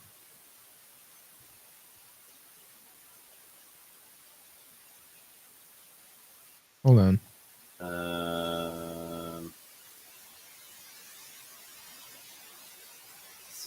Let me look it up. Let me just look up curly hair kid, not Robbie. Huh? Sinjin? Yeah, Sinjin, dude. Who the hell is Sinjin? What a name. Hold on, I gotta look up what this guy looks like. Dude, he's like some curly haired kid. Oh, this guy. Stake your life on it. What do you mean by that? Yeah, this guy looks like Sinjin. I totally forgot this guy existed. Let me look up Sinjin. How do you spell that? Sinjin. What kind of name is that, I dude? have no idea. And then his like last name is like a Dutch name. So I don't know. Yeah, Sinjin Van Cleef. I know it's like a fake character, but like I don't know how this happens. So I mean, I'd say he kind of looks like him, no? Yeah, he does a lot. Yeah. Hold on, now I have to stop sharing and reshare because I switched tabs. So I have to get the audio back with that. Oh shit. Hold on. Okay. So after this one, I might just skip to the other main one that people were clipping because we've been on this for a while, but Yeah, that's fair. I at least want to see the beginning of the next claim. Okay, hold on. You live for it and die for it. That's what I mean by that. It isn't something that you say. It isn't something that's associated with logical consistency. It's not declarative. It's not propositional. It's not a figment of your imagination. It's a presupposition of your attention to your action. And you're either fragmented, in which case you worship multiple gods, or there's some unity at the bottom of it that makes you an unstoppable force.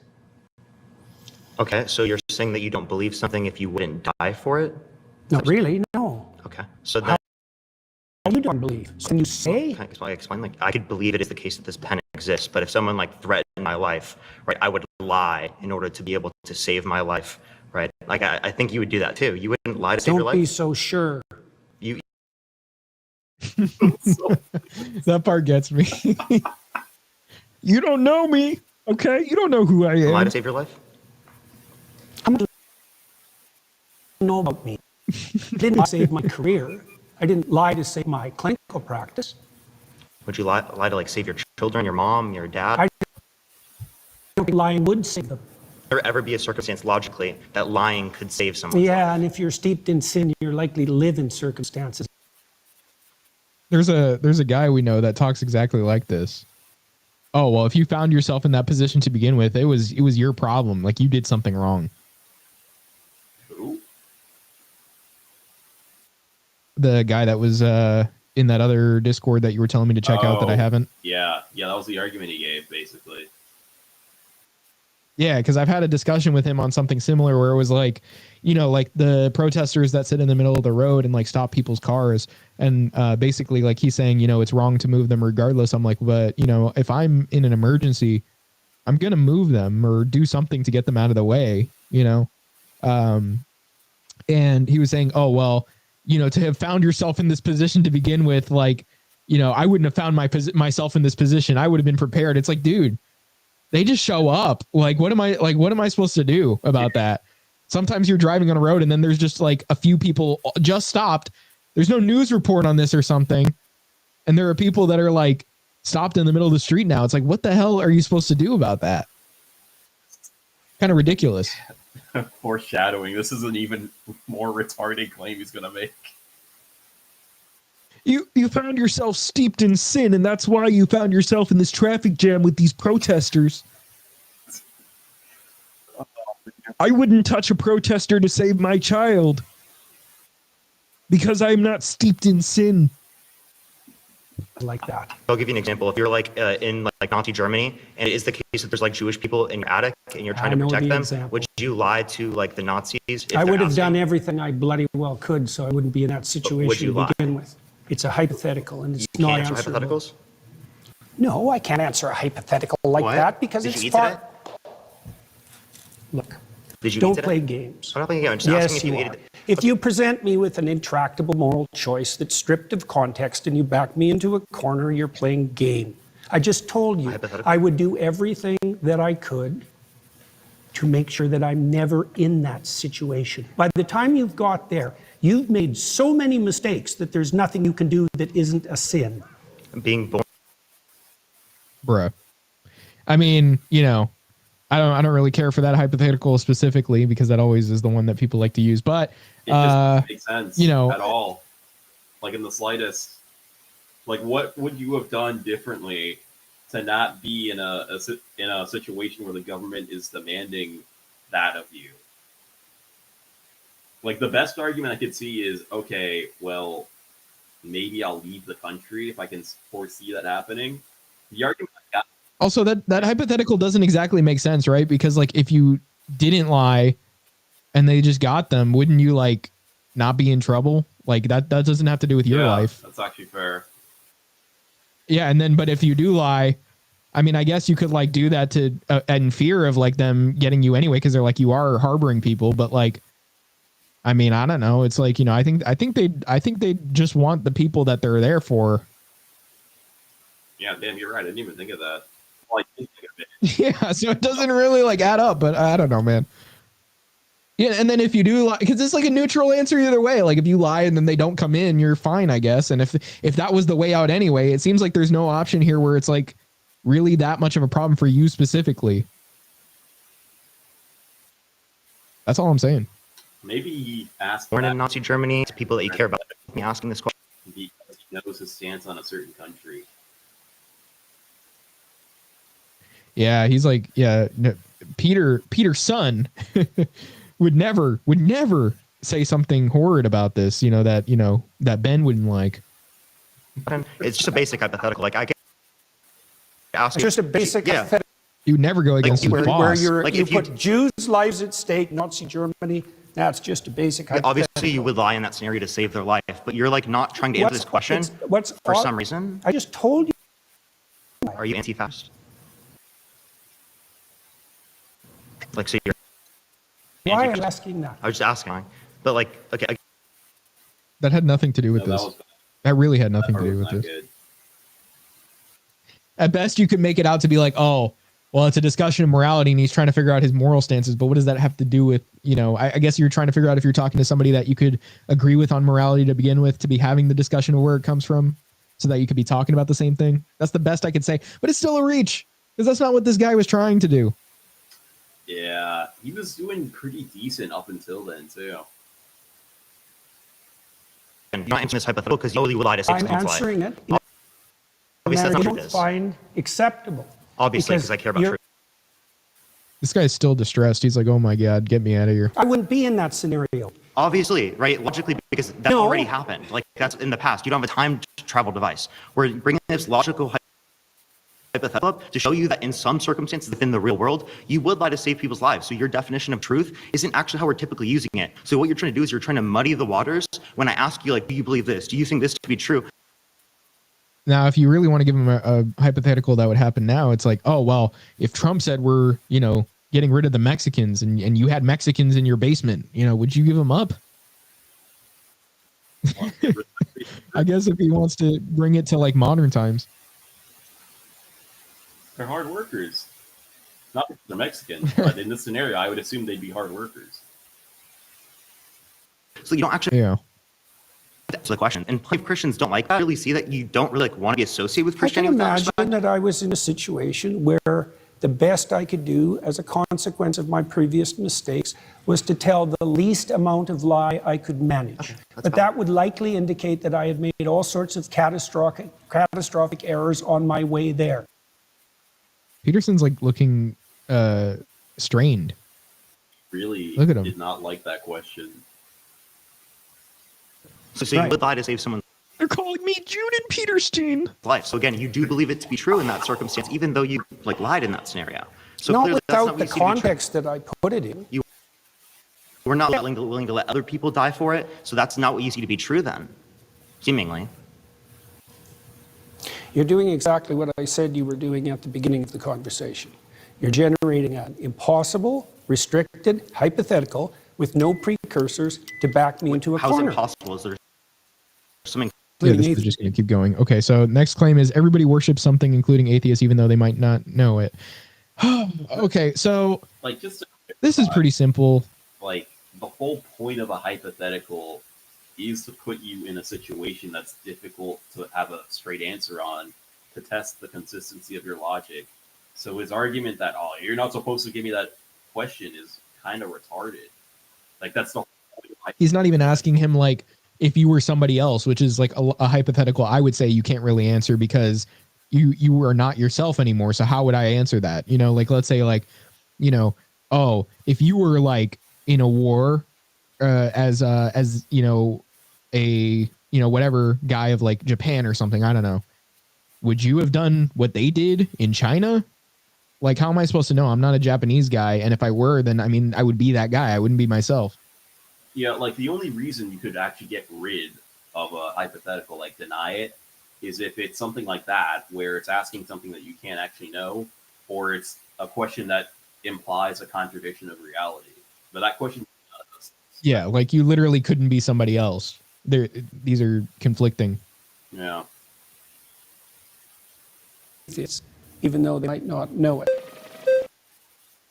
Oh yeah, and so like the claim here, everybody worships something, even if they don't, like including atheists, even though they may not know it. So he's basically saying like you have a hierarchy and whatever's at the top of your hierarchy is your God, but that literally just means your highest value. What's your highest value? Oh, you're your own God, man. You shouldn't do that, man. It's gonna be destructive. It's bad. It's bad. It's really bad. See, even if that is the case, he's not. Well, to be fair, he hasn't done that yet, as far as I can see. He's not. There's not really a good argument for why that's bad necessarily, unless you attack a specific thing in particular. Yeah, but this is what the argument is. I mean, I've already heard it laid out before. Not here, but I've just heard it laid out before. By him? Yeah, I mean, and other people that were like repeating his argument. Gotcha. Including our buddy who, he doesn't believe in God, but he kind of takes it to be the same thing where like, not that you shouldn't be at the top, but because you're at the top, you have to prioritize certain things. So it's more about like the value hierarchy rather than like, well, you literally believe in some sort of like, I mean, he's not saying you necessarily believe in some sort of higher power, but he is kind of trying to make it out to be like, oh, well, you still have a God, man. So thus, it's, you can't disprove God. Like, these two things don't really have much to do with each other, and that guy at least acknowledges it. The guy we're talking about. Hi. Good work. Thank you. Oh. Yeah. I'm Zena. So I want to start off with like defines. How do you define worship? Prioritize. Prioritize. I define worship as not being a greedy chimp. So almost like having a preference over something rather than the other. It's hierarchy. Yeah. And Hey, those were his words, not mine. Your Okay. attention. Right. So whatever you're tending to, you're worshiping. So I find it a little bit clear with your idea of like value-laden hierarchy. Yeah. Right. And you kind of bottom of this hierarchy, or you could call it top or bottom, I suppose. Right. At the bottom of this hierarchy, this foundational priority. I'm so glad she doesn't sound like, man, what you talking about, Peterson? Will they even let her in? It was a gamble. Probably. But she doesn't even have like what you would consider to be like, the accent. She just, like, if I closed my eyes, I wouldn't even really hear it, Yeah. Which is good. Keep it up, Jubilee. And your life going to be considered God. That's right. Right. I'm trying to imagine a situation in which could there be that someone has a priority at their foundation that is different from someone else's? Oh, definitely. Right. So we can have different conceptions of God. That's why we fight. Right. So essentially, there's not one God, but there are multiple gods, and these gods exist in some realm of truth. Like it's true that this person has one God and it exists. Yeah, probably better to think about it as multiple values, but that there's a hierarchy of values with something at the bottom. Right, but at the bottom is God, and that's a definition. Yeah. Yeah. So at the bottom is God, and there can be multiple people with different conceptions of God. They're each valid in being called God. So there are multiple gods that exist. It depends on what you mean by valid. So far, so good, but it depends on what you mean by valid, because I would say that some foundational conceptions don't play out when they're implemented. So if you put the wrong thing at the foundation, you end up in hell, for example. That's what happens in totalitarian. If you do drugs, kids, you'll go to hell before you die. States. Okay. Yeah. So you're saying... So they're not all equal. Like, all foundational principles are not equal, even though they might be equally foundational. Right. So what makes one kind of foundational tenet like better than another one? That's an excellent question. Iterability. Imagine with someone and you're a kid, and it's fun. So you play again and again and again. So repetition. It's playability across multiple iterations. So then you have a friend, and a friend is better than having a game. Right? So that's one. Breadth of application is another. So if it's just for me now, it's not as good as something that would be benefit to both of us across time. Right. So explaining like characteristics that can be applied to like these types of like foundational values. But why is it that this iterability makes it better, and what does better mean? Well, one hallmark of better is likely to be selected voluntarily. Right. So it's invitational. Another descriptive kind of quality. So we're talking about characteristics that in some type of system with a goal and output being like, so you say happiness, right? Or some type of harmony. Harmony. Yeah, right? that's better. I can just speed it up at this point, honestly. But we are trying to get to the other guy that he was talking with. Exactly. So as someone who is an atheist, right, I can explain that within a system, there are things that we can see as better or worse to meet this goal or meet this output. What we're interested in, though, is to make these things, regardless of any system. Imagine that you set up a system and you implement it, and it produces the opposite results to which you intend. Oh yeah, that's not a good system. Exactly. Right, so the foundational principles are lacking, because when you implement them, the game degenerates instead of moving towards the aim. Right, so we're talking about within a system, though. When we talk about something being moral, right, just absolutely moral, it means that without a system, right, this thing is simply moral with no reason. Like, stands independent, this thing is good. So I'm trying to figure out if such thing can exist. And if so, do you believe that these things are moral in of themselves, like self-evidently moral, or are they moral in accordance with the system? I can't define them any more accurately than I already did, really. Okay. In regards to morality, when we talk about the divine, when we talk about God and religion, these moral tenets and religion, right, and God exist as good because it is God, right? So it's self-evident, right? Without any kind of goal or output, this thing. Why are they already raising their flags? They think she's being a little too greedy? But seriously, I mean, is it because it's going on too long so far? I guess. She hasn't really made a misstep yet. Maybe it's too polite. Yeah. So yeah, maybe. So I want how There's an element of that that's true. So, for example, in the story, she's not being greedy enough. Job is unfairly tortured in consequence of a bet between God and Satan. So Job is emblematic of someone who's being no apparent reason. Okay. So Job's response to that is that he refuses to lose faith in himself, and he refuses to lose faith in the ultimate goodness of being. Okay. And those are axiomatic decisions. They're not exactly evidence dependent because he is suffering. There's an arbitrariness in that that's reminiscent of what you claim. So I'm essentially trying to figure out, do you believe that something can be good, like stance independently, something that can be good? I don't know what you mean by stance independent. Okay, so you mean independent of people? Independent of people. We can use that, or more so, I want to be more specific. Something that can be good, right, regardless of the goal. It's just good. No, I think good is tied up with goal. Goal, okay. I completely agree. So in a sense, this is why... That's why the religious goal in Christianity is the establishment of the kingdom of heaven on earth. It's goal dependent. Yeah, but it's not very, progressing very fast right now. I can see why maybe it's building up a bit. Yeah. Because it's going to run out the clock if they keep going on. So someone can believe in, someone can have a God, because in your first preference, that is God, right? So someone can believe in God, right, and not be a Christian. Right? Yeah, well, there's a statement that Christ makes in the Gospels. He says, not everyone who says, Lord, Lord, will enter the kingdom of heaven. So not that they're even saying that they believe in God, but they just... I know, but that's why I'm saying this to you, is that Christ himself points out that there's a difference between people who say they believe and people who act it out. And the fundamental issue is the action rather than the stated belief. But he also says that, to be saved, right, you must believe God has died for your sins, or that God has... You are Christian. There's many things, but one of them is founded on the principle just gonna skip past this. You get to sacrifice and I don't. Future. And so then there's a harmony. That's why I talked about harmony earlier. So you navigate your life, right, in accordance kind of to this principle of self-sacrifice. Can I say it in that way? Yes, you can definitely say it that way. That's exactly cringe. Right, and navigate is the right term. So you have to have any awareness of Christ, of the story of Jesus, but let's say 60% of our actions, right, or more, whatever kind of metric you want to use, are in line with this self-sacrificial. The Christian thinkers of the Middle Ages dealt exactly with that problem when they were talking about the pre-Christian philosophers, for example. Yeah. And they noted the similarity, let's say, between pre-Christian Greek thought and later Christian thought, and presumed that there were moral actors outside the Christian domain.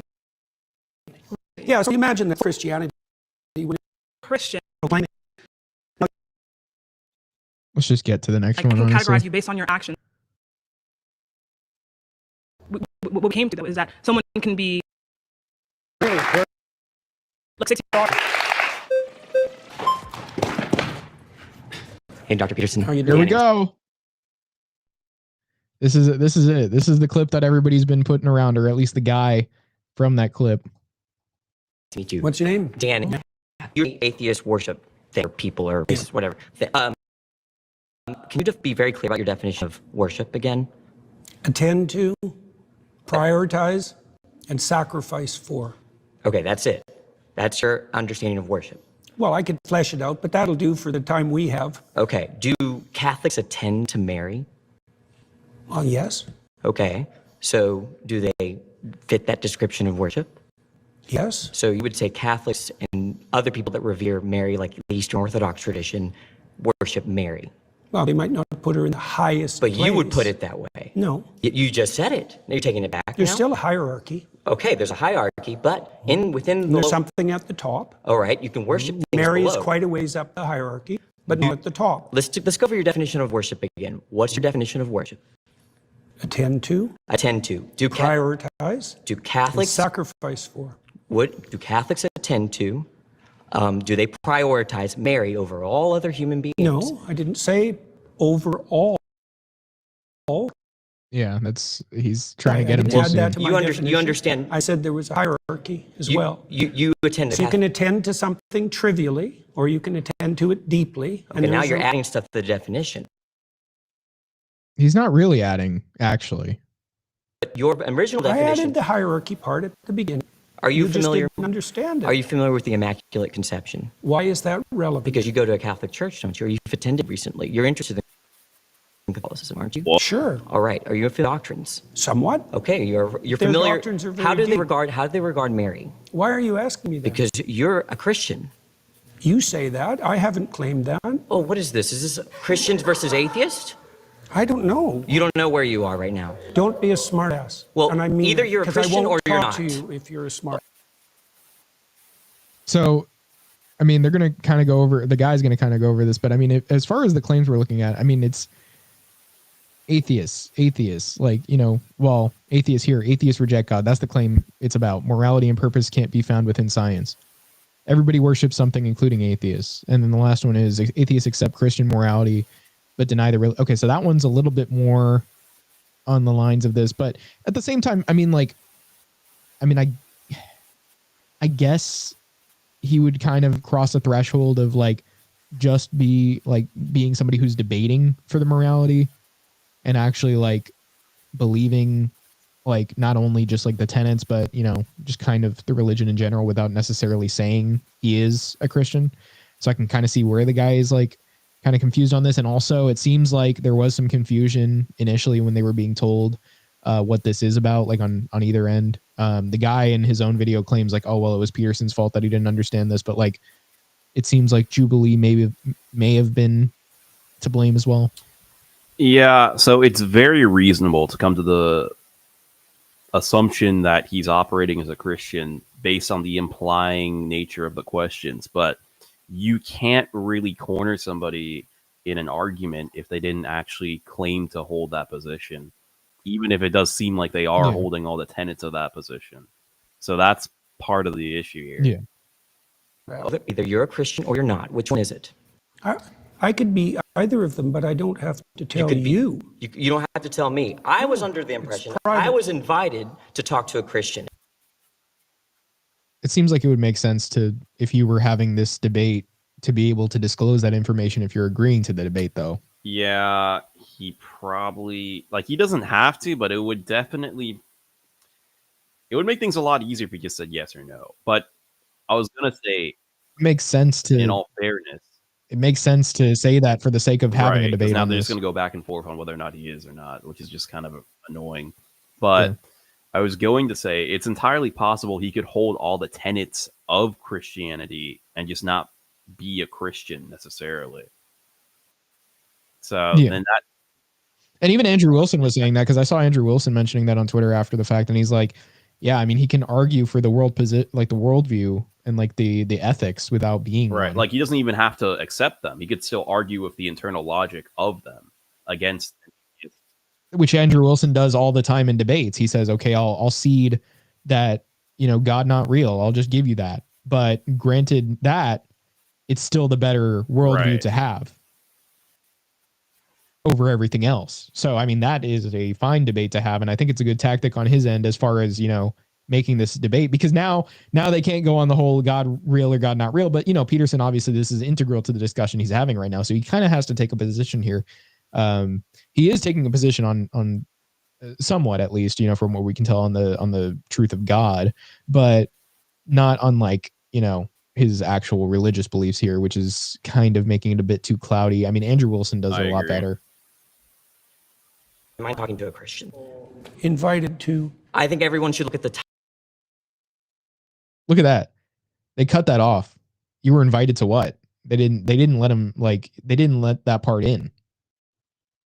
Because it's not like he just got interrupted by the guy. You hear like a fade. I was under the impression I was invited to talk to a Christian. Am I not talking to a Christian? No, you were invited to. I think like there's like a bit of a fade in the audio, and they just jump cut to another scene. I see what you mean, yeah. I want you to look at the title of the YouTube channel. You're probably in the wrong YouTube video. You're really quite something. You are. Aren't I? But you're really quite nothing, right? You're not a Christian. Okay, I'm done.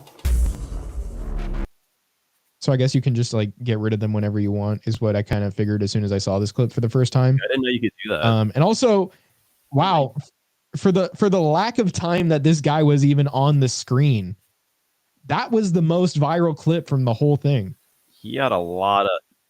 This guy was on for went like for a blood, minute. bro. He was just going straight for it. Yeah. I mean, he really was just trying to antagonize as quickly as he could without really regard for the actual conversation, which, I mean, like, not to say Peterson's the most like good faith person here, or in, well, I don't know about here, but I'm just saying in general, even here, because we did see that one guy. I forgot his name, the guy with the pants, but implying that the other guys didn't have pants. But the guy with the crack that we didn't see, that we thought might be there, or the other chick that I don't know how to really describe her without getting canceled here, but but anyway, she didn't have the Shaniqua voice, so it's okay. But she as well didn't seem to be bad faith or anything like that. I'm trying to think of other people we've seen, but like a lot of people, there are people here that don't seem to be bad faith, even less so than Peterson. But then there are people that are like really bad faith, and I would say this guy is one. Yeah, for sure. Greg was all right. Bro, Sinjin did not. Sinjin liked that a little too much. He did.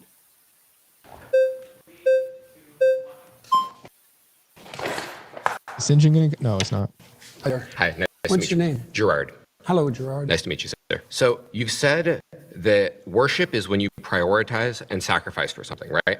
Yeah. Okay. There's a hierarchy in there. Sure. So I prioritize and sacrifice for my wife more than I would prioritize and sacrifice for a random person on the street, right? Probably, yeah. Presumably. Do I worship I don't know. my I've wife? seen some pretty bad marriages. Assuming a good marriage, are you saying I worship my wife? I'm trying to define worship. Well, that's what I'm asking. So prioritize and sacrifice. I do the those higher things. it is in the hierarchy, the more what you're doing is akin to worship. But even in your trivial acts of attention, you're prioritizing and partaking in worship, even if you don't. I mean, if she's like literally your number one priority, are you not worshiping her in a sense? I think the issue is that he's not specifying number one. Okay. Yeah. But I mean, I don't disagree with Peterson that the closer you put something to the top of your value hierarchy, the more you are worshiping it. I see where he's coming from. Or the more keen that is I to don't know worship if I'd him. use the term worship necessarily, but yeah, in the context of like, let's say a wife, I would say you're getting to that point, yeah. Like, for example, if it's like a goal that you... So I am like, I wouldn't say you're worshiping the idea of becoming a doctor, for example. Mm-hmm. Like, I think... I mean, it depends on what you prioritize it over, no? Well, let's say it's like the number one thing. Yeah, like you put aside things that otherwise could even be things that you should prioritize over that thing.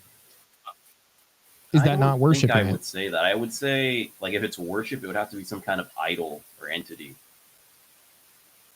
So that's why God would be at the front, at the top in like a Christian purview, because he's an entity or arguably a person.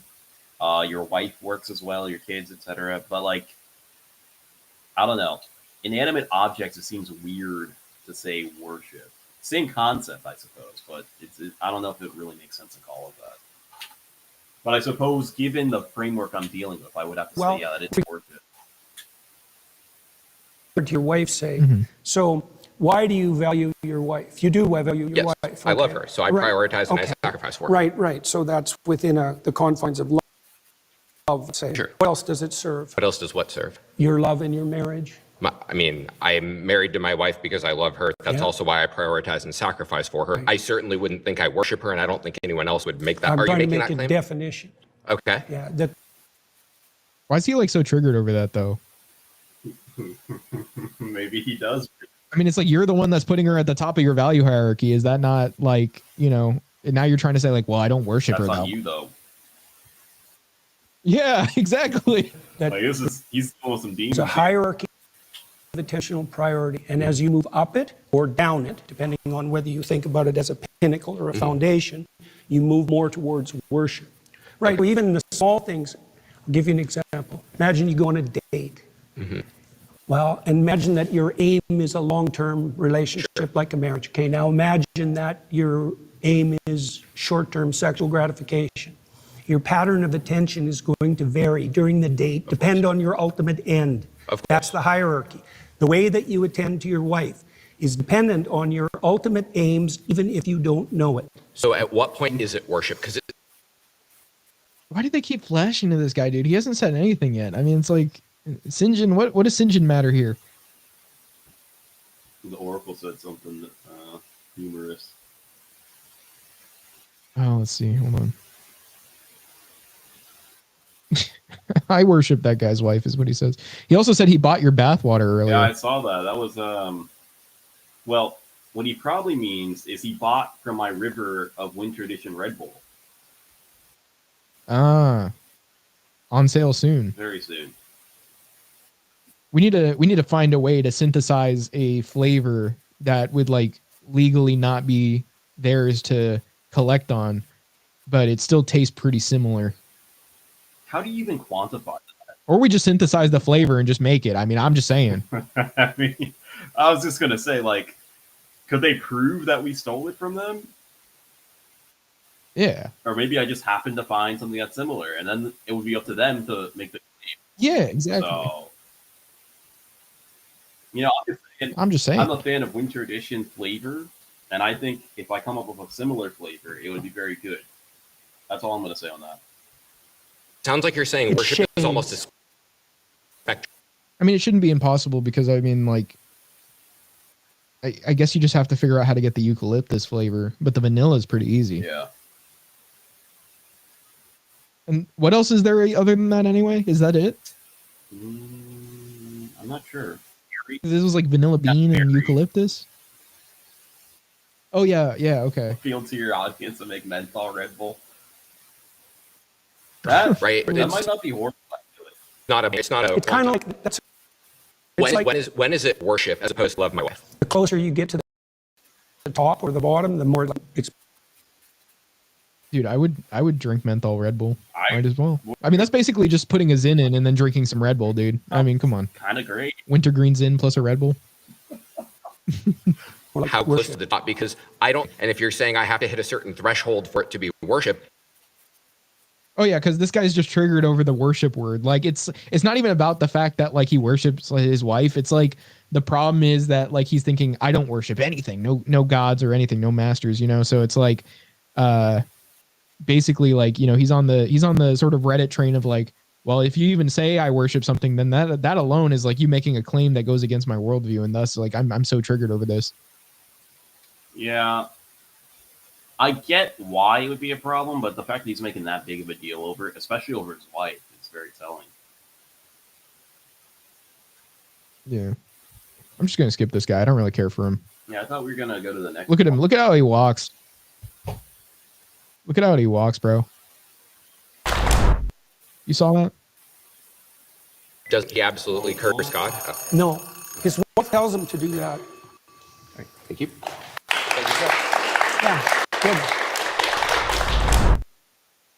My final claim is that atheists accept Christian morality, but deny the religion's foundational story.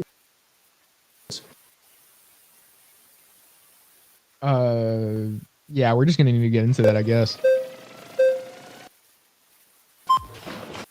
Can you already run for it if you've already like talked with him, or? I guess not. I don't know the rules. Yeah, it doesn't look like Yeah.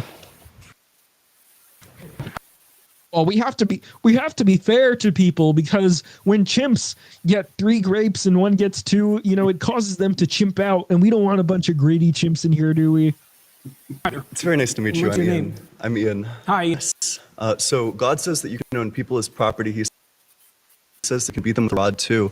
I bet you want to be beat with a rod. Yeah, that's just not, you know, like a metal one necessarily. Maybe silicone or maybe flesh. In Deuteronomy, in Numbers, and in Samuel. I mean, they have a goddamn baby barbecue in Numbers. Like, is all of this in line with Christian ethics? Moloch? No. So then God doesn't fit within Christian ethics. Well, the biblical library is a continuing story, and everything written in it has to be contextualized by the entire text. There's 65,000 hyperlinks in the biblical text. And you can take pieces of it out of context and criticize them, and that's what you're doing. But that's a mistake, I think. It's an analytic mistake, because you're putting the cart before the horse. I really don't think so. I think that if we say that something is Christian ethics, then I think that all of the... If we say something is Christian ethics, you know, I don't think we should be believing that. Books essential to Christianity would fit with it in character. Huh? He does have that kind of voice. But I'm just saying, yeah, it's almost like the Old Testament doesn't belong to the New Testament. It's pretty We're wacky. talking about Yeah, it's funny how that morality works. of war. So how do you think you should deal with the sure, morality of war? sure. Because I feel like the morality, like I feel like Christian ethics, like this is kind of, I guess I just think like kind of an absurdity. When you put a modifier in front of something Say good. that God doesn't fit within Christian ethics. But sure, we can go on my ethics. That's totally. What do you mean by an absurdity? What game are you playing with? Well, that I just think question? that it's an absurdity to say that the Christian God doesn't fit within Christian ethics. That like the Christian I God didn't isn't say like that. Christian I ethical. said that the specific statements that you made don't take the context of the story. Okay. Yeah, we're gonna skip this. This guy. This one, it's God Do you saying, think "Go there's and do ever this such a thing? atrocity." Do you think that there's ever such a thing as a righteous war? I'm skeptical. I'm not sure. This guy looks like he's gonna fall asleep. Right here.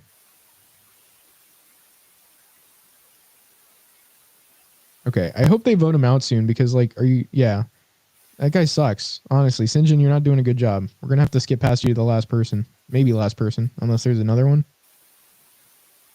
Oh, yeah, there are two people that I guess come up here. Because what is this? Oh, no, well, I guess he re-talks with somebody. He's back. Let's see. Yeah.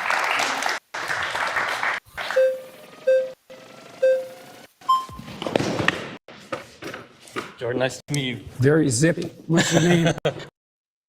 I'm Liam. Hi, Liam. How are you doing? How are you? Not too bad. I'm Good. surrounded by atheists.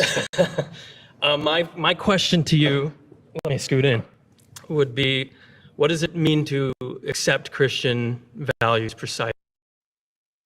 Finally, this should have been the first question. I mean, this should literally be the start to all of this. Like, explain, bro. Don't just like make the vague question or the vague claim and then have people like assume what you mean and have this like long ass 10-minute conversation that means nothing. Yeah. Or Christian morality. It means to aim up as hard as you, no matter what happens to you. Okay. Okay. So I think that that's a very broad definition of what Christian Yeah, but morality it'll come is. in handy at some point in your life. Right, but I think that many different like disciplines and theologies. Well, you asked for a truncated answer. I Right. mean, there's other ways of representing. Yeah. You see, man, I'm going to give you as few words as possible, but, you know, obviously I can go into it more. It's just, you know, the time, man. The time.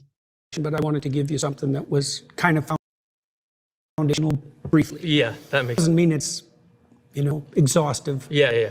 I could say that you would have to believe that Christ is God and he died for your sins, right? But that's in a very difficult way to understand. That's the same claim. Yeah. If there are other So then he's a Christian, though, because if that's Christian morality, then he accepts it, no? Yeah. Because he's saying even atheists accept it. Implying that others would also. Yeah. Well, Anabology and discipline. He gets. You see, man, I'm not a Christian or an atheist. I'm a secret third thing.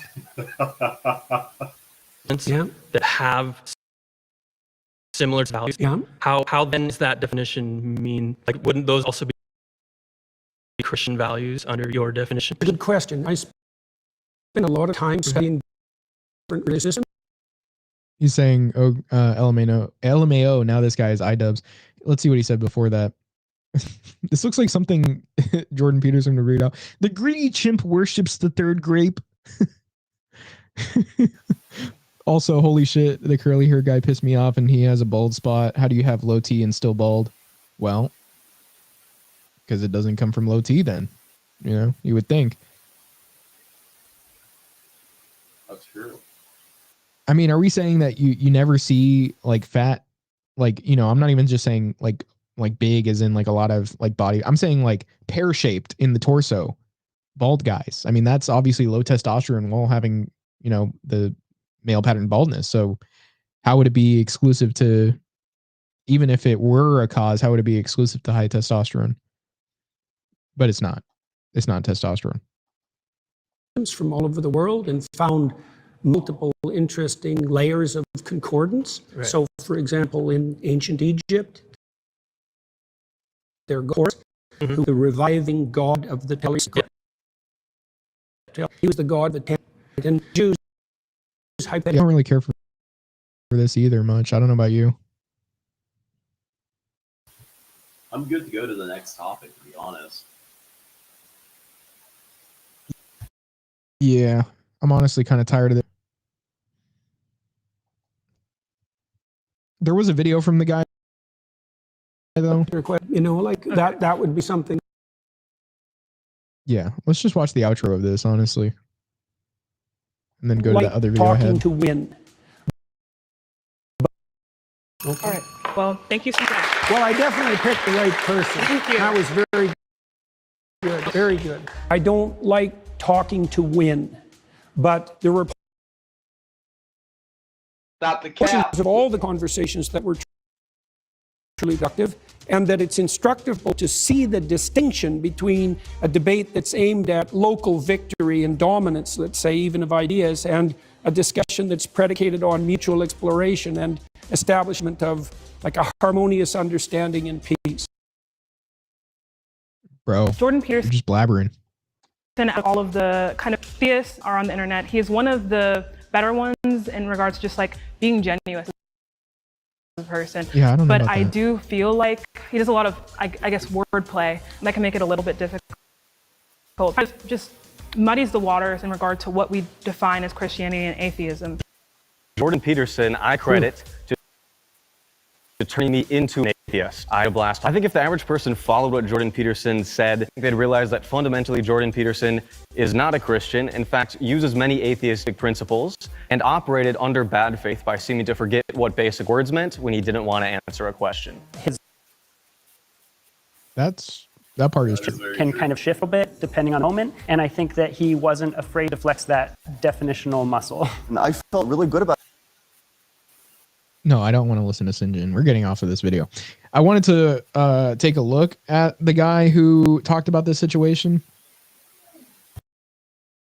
So there was that guy who like was kicked off in a matter of probably a minute or something there, and he was just talking about like, here's what the actual situation was. But I don't know. I mean, I guess we could like just watch a little bit of it as opposed to watching like the whole thing, because it's like a 5-minute video. And honestly, I know we just watched an 1.5-hour video, but it's 4 minutes. 4-minute video just seems like a lot of yapping about this whole thing. I just want to see how he makes a fool of himself after the fact.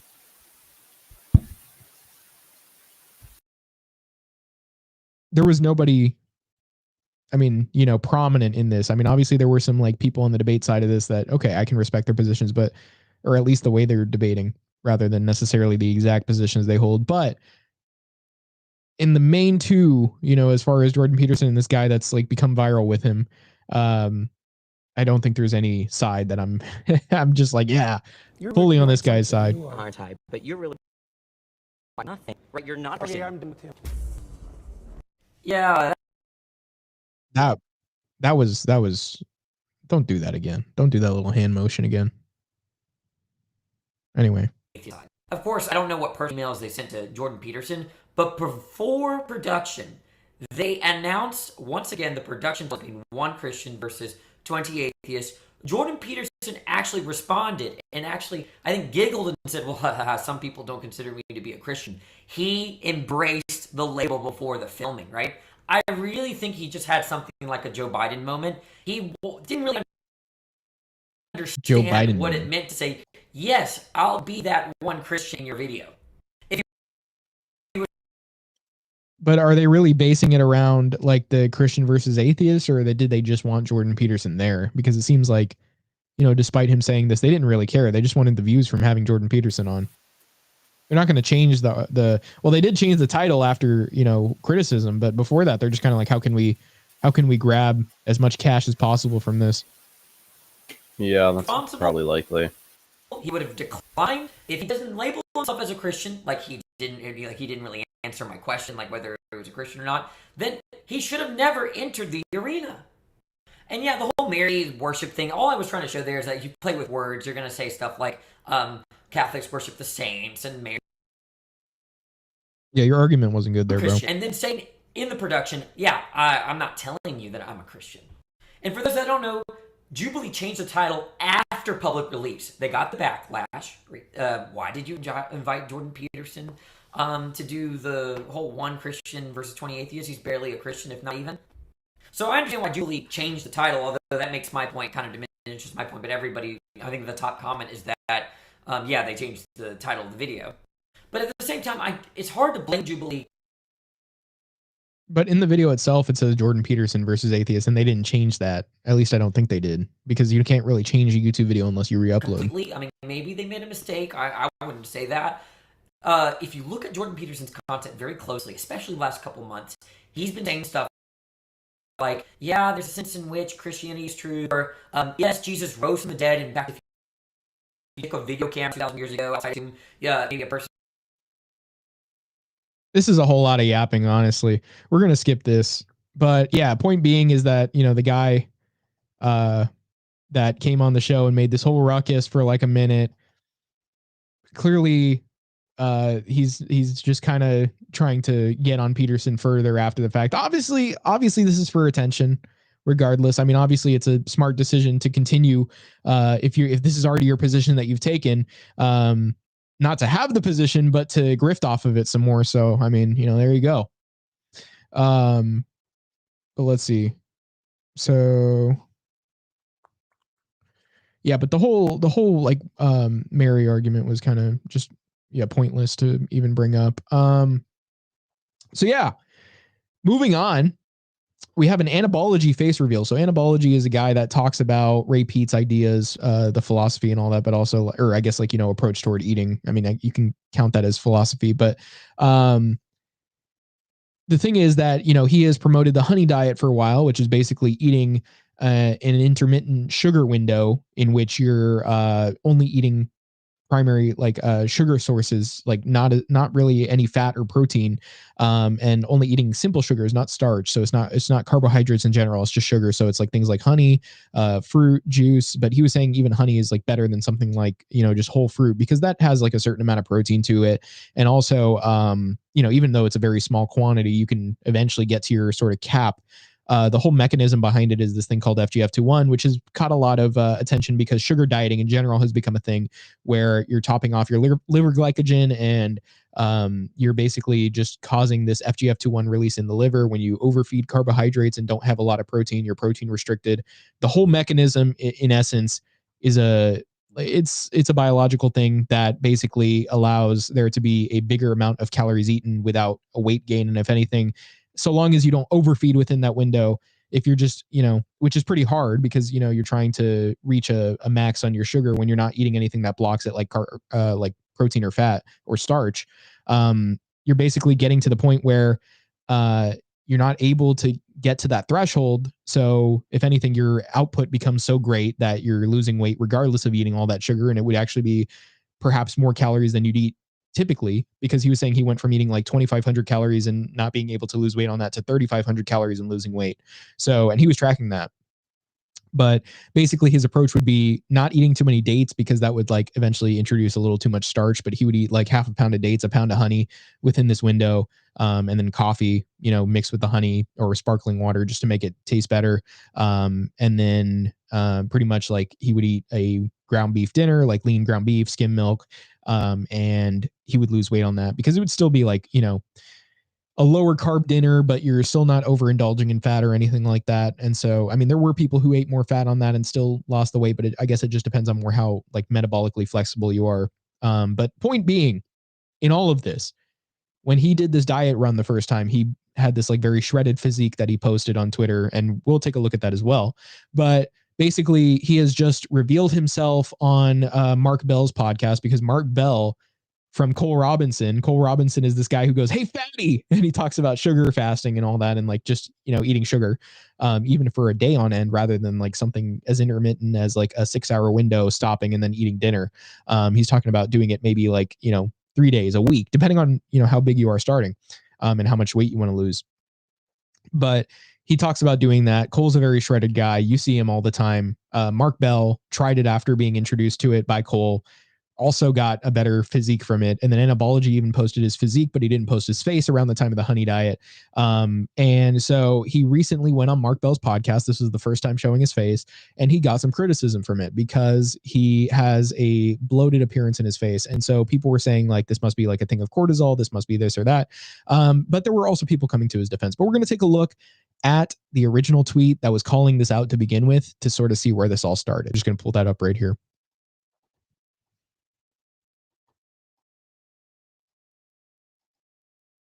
Second on that. I'm waiting for it to load. I don't want to have everything open at once, so I just kind of do it as we're going. Let's see. So it's a guy named Cass Brad, which I'm about to again show in a second here as soon as it well, I guess that's just his Twitter @ but it's Case Bradford. But his @ is Cass Brad. So Case Bradford says, physiognomy is undefeated. This is Anabology. We're about to see a picture. He posts about eating honey all day. No idea why. And so he didn't even look into the diet before commenting on it, but yet he knows that he does this. And then he says he looks exactly like what you'd expect someone who eats honey all day to look like. So here's a picture of Anabology. That's just, his face. And so he quote tweeted an Anabology tweet where he said protein gives you cancer. And Anabology actually did a series of tweets where he's like, protein gives you cancer, protein cures cancer. And then he's like, sugar is good for you, sugar is bad for you. Like he literally was just doing back and forth tweets like that to see what like is getting attention here. I like A/B testing these things.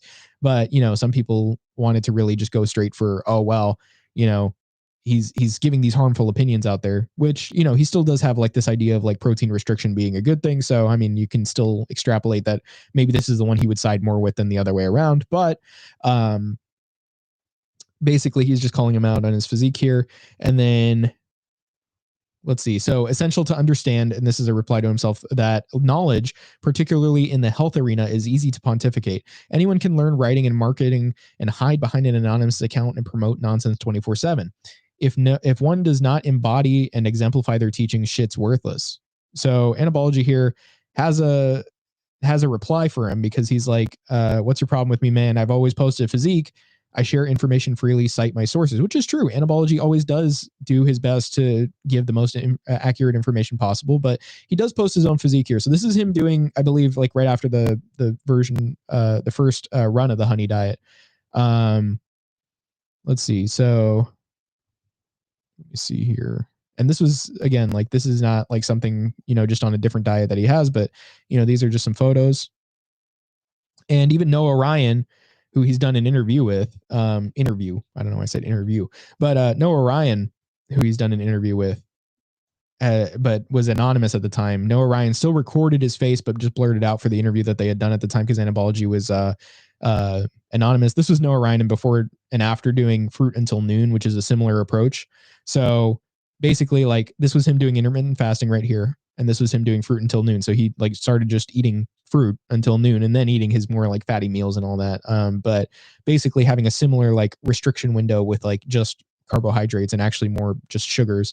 And this is something that's been talked about even outside of just him, but he basically posted a photo of Anabology on top of, let me see. He retweeted that recently. Okay. So this was a picture of him and Anabology in the actual interview.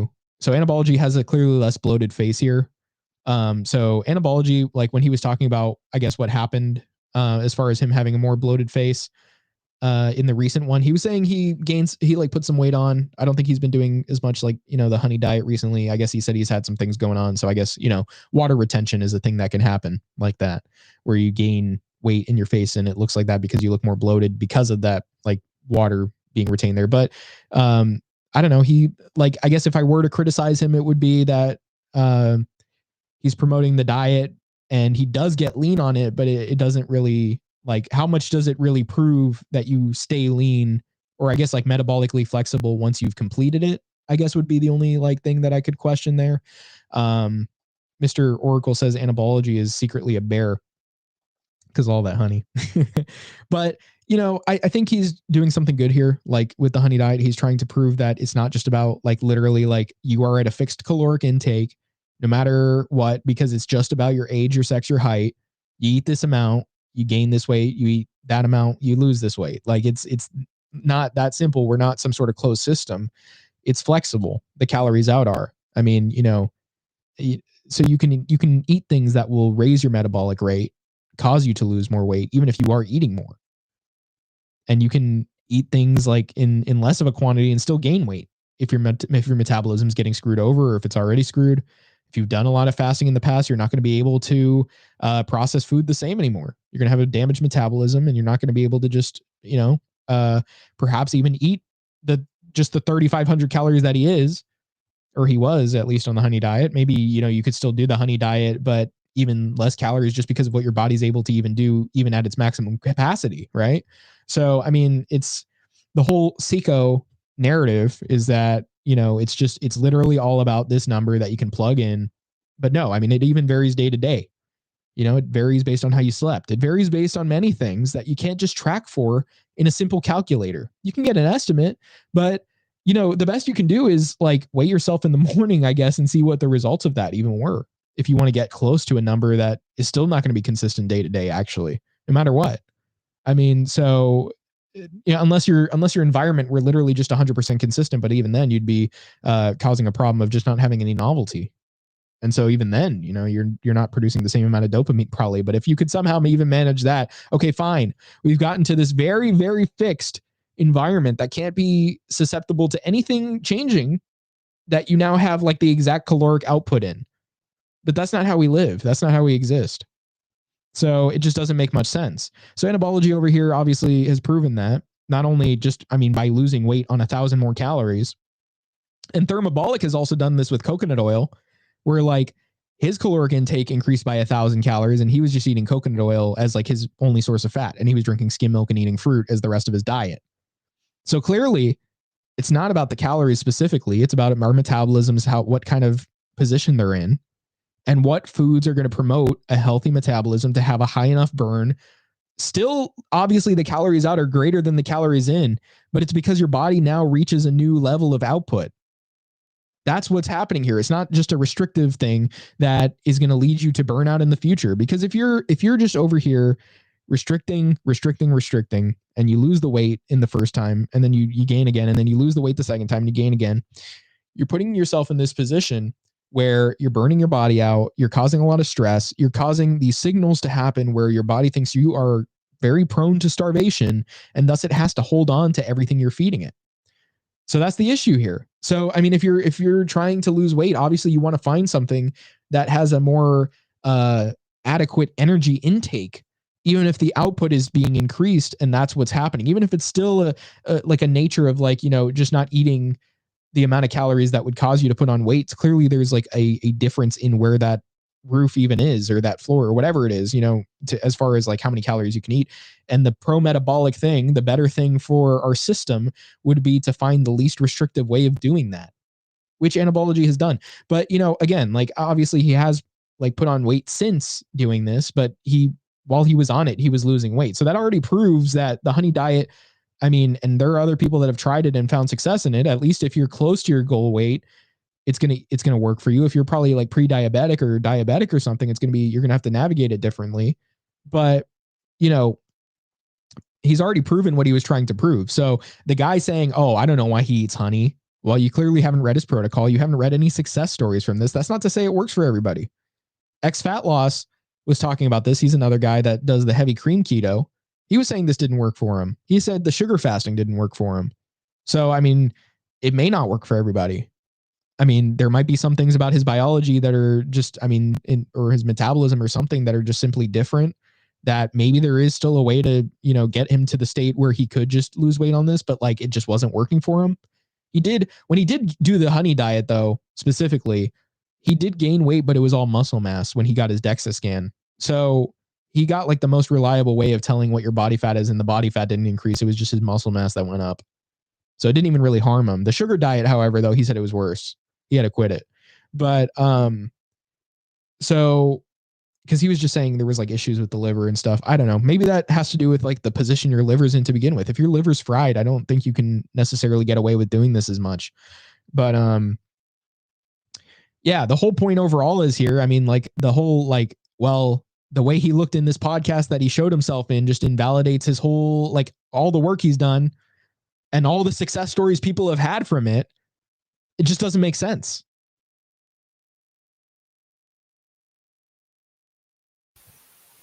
Yeah, I don't know if you have any thoughts on that. I had to get some milk. I'm really hungry. Wow. But anyway, either way, I just, this one other point I have is that you can't really take like looks alone as your judgment. Like obviously it plays a role. So if you always look terrible, no matter what protocol you're on or no matter what stress level you're at, I mean, I guess like it's still going to depend on stress level, but I'm just saying like the stress level you claim to have, I suppose, or whatever it is, right? If he just always looked like, very like a lot of water retention, never dropping it, like, no matter what state he's in, even when he's at like his peak as far as like dieting and all that and like lifestyle, then that's something, right? But, just to base it off one moment where, people, they have moments where they gain weight like that, right? So, or they gain some sort of water weight too from stress, whatever it is, like to base all of these arguments that have been like proven like right, not by only by him, but other people trying this, and just like all of the logic, the biological reasoning, specifically is what I mean when I say the logic behind it, but just being able to tell from an evolutionary perspective and from a just analysis of our systems that these things are actually right, but just being so like, I guess just so brainwashed by this calories in, calories out, bro. That's all there is. It's fixed. That's it. Just being so brainwashed by this modern science argument and I guess dogma, actually. It's not really an argument. It's just them telling it to you. But, being so brainwashed by this leads you to just find any way you can to dismiss what was already airtight until you're like, oh, but wait, look how he looks in this podcast right here that he was just on. So, I mean, apparently that's supposed to invalidate literally everything we've learned from people trying to eat like this. What about Noah Ryan? Why does Noah Ryan look the way he looks if he's eating fruit until noon and then eating like meat after that or whatever he's eating, like fat and meat and stuff, but he's eating fruit until noon. He has a window where he's only eating sugar and then he eats protein, right? So like, what exactly are we learning when, okay, a guy's a little bit like, puffy on an interview that he was like stressed before, as opposed to here where he's not even like that. And the guy next to him is actually just like, I mean, also just shredded, like, and he does a similar protocol. So, I mean, like, we're going to base it all on how one guy looked in one moment. Is that it? But, even so, like, they like to do that where like, oh, the carnivores, they're so jacked, man. Like they've got everything, but are they inflamed? Like, how do they feel? It's like, how do they feel long-term?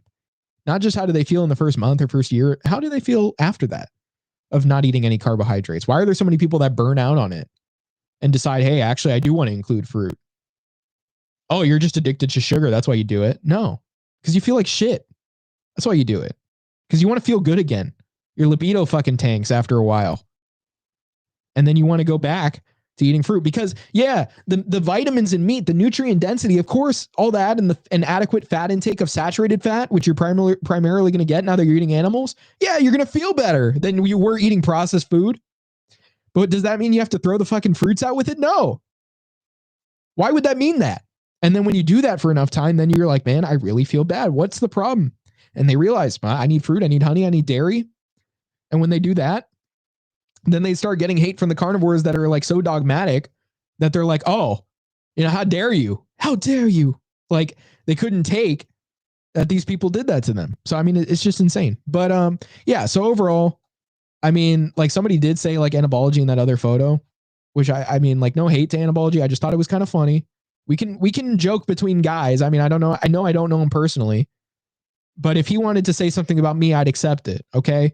If he wanted to point me out and how I looked in a certain photo, Anabology, you have every liberty to do that. I don't hate you when I say this. I have no ill will toward you or the things you're promoting. Somebody said he looked like Jet Neptune. I found that funny, is all I'm saying. They said he looked like Jet Neptune here. I laughed. I kind of see it now. Yeah, it's funny. Okay. Yeah, he's puffier. I mean, it's like, it's true. He is puffier here. It's not because of the honey diet, but he's puffier here. So what? It's like, okay, he was good enough to go on the podcast and show his face like that. So I mean, if he decides to do that, and it's like a bro joke. I don't hate him. I'm not angry at him. I like what he does. So I mean, there's no ill will there toward that. But I just thought that was hilarious, and I think I don't know if he would find that funny, but I think he should. And I mean, like when he said, "What's your problem with me, man?" Like, I guess, I mean, it's reasonable to say that to this guy because this guy, Case Bradford, straight up just seems like an idiot. But I could see like how it seemed like this is a sensitive young man. Not to insult Anabology. It can be fine to be that, I guess. But I'm just saying, it seems like he was kind of like pretty hurt by what this guy said about him.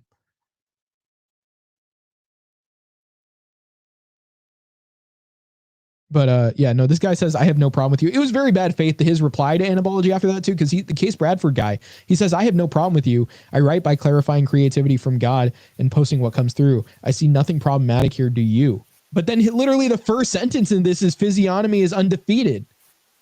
And he's trying to point out the guy when he has some more water retention. So like, we obviously see what you're trying to do here. It's pretty bad faith to just say, oh, well, I don't see a problem with it. I'm just saying what I see.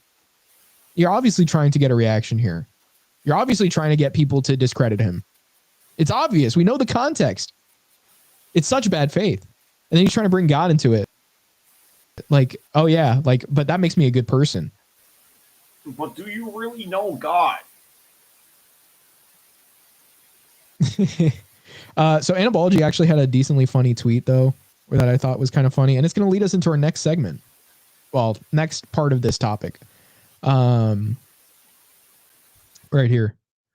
He said, me, Dr. Mike Israetel, and RFH will emerge from the fire and beat the fat allegations. He said that yesterday. But that's pretty funny. That's what I'd say, honestly. Include me, Anabology. I'll beat the fat allegations. But so I mean, RFH did get her face revealed though. So we're going to take a look at that. But Dr. Mike Israetel, we did talk about him. Bro is pregnant. Well, Greg Doucette says bro's not pregnant, but bro is pregnant. I mean, come on. But anyway, we're going to take a look at RFH's face now. But we're going to talk about this. Perhaps, she has takes that we've clearly disagreed with. And we just kind of need to see what she looks like before we start talking. But also, like, if you just take a look at what her worldview is and what she advocates for, we're going to kind of see why we're not going to be as charitable to her. I'm not, at least, as Anabology. This is RFH right here. This was her on, I believe this was when she was talking to Richard Hanania just recently. This is what she looks like. I mean, obviously it's an angle. She's like kind of like pointing her face down, but I mean, just the face shape alone,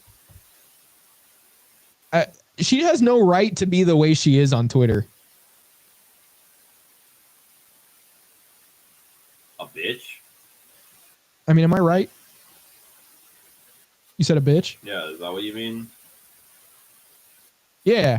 Well, also just hating men to the extent, like, why? I mean, I guess like, it's more of like an upset at what you don't have, which is beauty, I guess. But look at these proportions of the face. I mean, Anabology, we looked at his other photo, and when he's not retaining water, he has a normal looking face. But there's no saving that forehead there.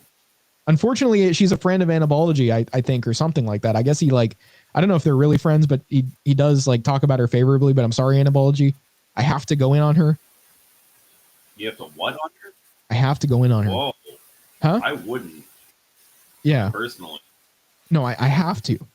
But you see, the thing is, there was this thing I wanted to say that's a reference that I can't say right now, but I think you know what I'm thinking. But anyway, I'm lost. You have to tell me after the show, I guess. I wish I could say it. But anyway, it has to do. No, I can't even say it. But anyway, so I mean, just look at the forehead proportion here. There's no getting away from that, even with the angle. She looked better in the other face reveal. Am I right? Yeah. Well, see that's what I'm saying. I think the other one was like not even her. I think that was like she just kind of somebody must have like revealed that as her, and she kind of just went with it just to be a troll. But like again, yeah, she did look better there. So if anything, she thinks she looks better here, but no, you don't. But somebody like Studio Ghibli'd her, and she looks like this in the Studio Ghibli because of her double chin here. When she's like, I really don't know what her like. Yeah, bro. It just took that from her having the double chin already. But yeah, her proportions are not great at all. And I believe I saw somebody talking about this very thing. Oh, I should not have my Twitter feed just like pop up like that. That was risky. That is not good. That was very risky. Okay. Yeah. Okay. So this one was from Captive Dreamer, and I actually think this is the one I was thinking about. So this is her face again. This is zoomed in. RFH made her entire brand on hating men, or hating on men. Sorry, saying they weren't worthy, etc. I don't know where she said that specifically, but I could imagine I know what he's talking about. The fact that she looks like this is a total validation of the argument that she's a resentful person filled with hatred because of her own inadequacies. She's not even average, just repulsive. And you know the thing is, like, it's not really it's not the fact that she looks like this that invalidates what she's saying. What she's saying is already wrong.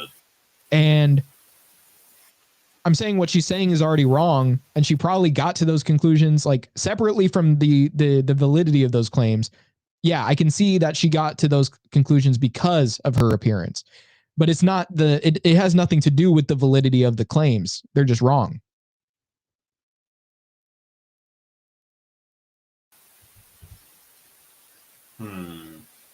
Let's see. There was another funny tweet here. Hold on. I want to pull this one up. This is a different screenshot of her. Look at that. Yeah. That's just her idle face. Oh man. Yeah, this is actually even worse. And so you can't even really say it was a cherry picked. I mean, you could say maybe picking in the two of them, but we're going to probably see, I don't know if there's another one. I think there might be another one. Hold on. Let me just make sure if I have another one or not, because that's going to impact. Yeah, there is another one. Okay, so we're going to see that after this. So it's not really cherry picked, but this guy said RFH looks like a highly effective Soviet sniper circa 1942, and I agree. That actually is pretty accurate of a description. I'm going to like this tweet because of how accurate that is. But yeah. So, and then this is her talking to Hananiah. I don't know if that's how you pronounce his last name, but look at this. Look at her, like the way she looks there. Like, just is she a mouth breather, dude? She has to be, just based on the way she's looked in these photos. This is crazy. And somebody's trying to cope saying Radfem Hitler is prettier than you. That's what RFH stands for, by the way, if you didn't know. Oh. Yeah. She actually like retweets Nick Fuentes stuff too. But like that doesn't make much sense. No. Maybe just in the sense of like some of what he says can be kind of like considered like relatable to women. Because like there was this one like video that they were showing of him where he was like talking about losing weight. And he was like, yeah, but they say like nothing tastes better than being skinny. And he's like, that's not true. And so I guess that's why, you know, it's relatable to women. So like she retweeted out that, but there's other stuff like he talked about with like Donald Trump and like you fell for it and stuff that she also retweeted. So like she's not super antagonistic to Nick, honestly, every time I've seen her like talk about him, even despite his takes on women.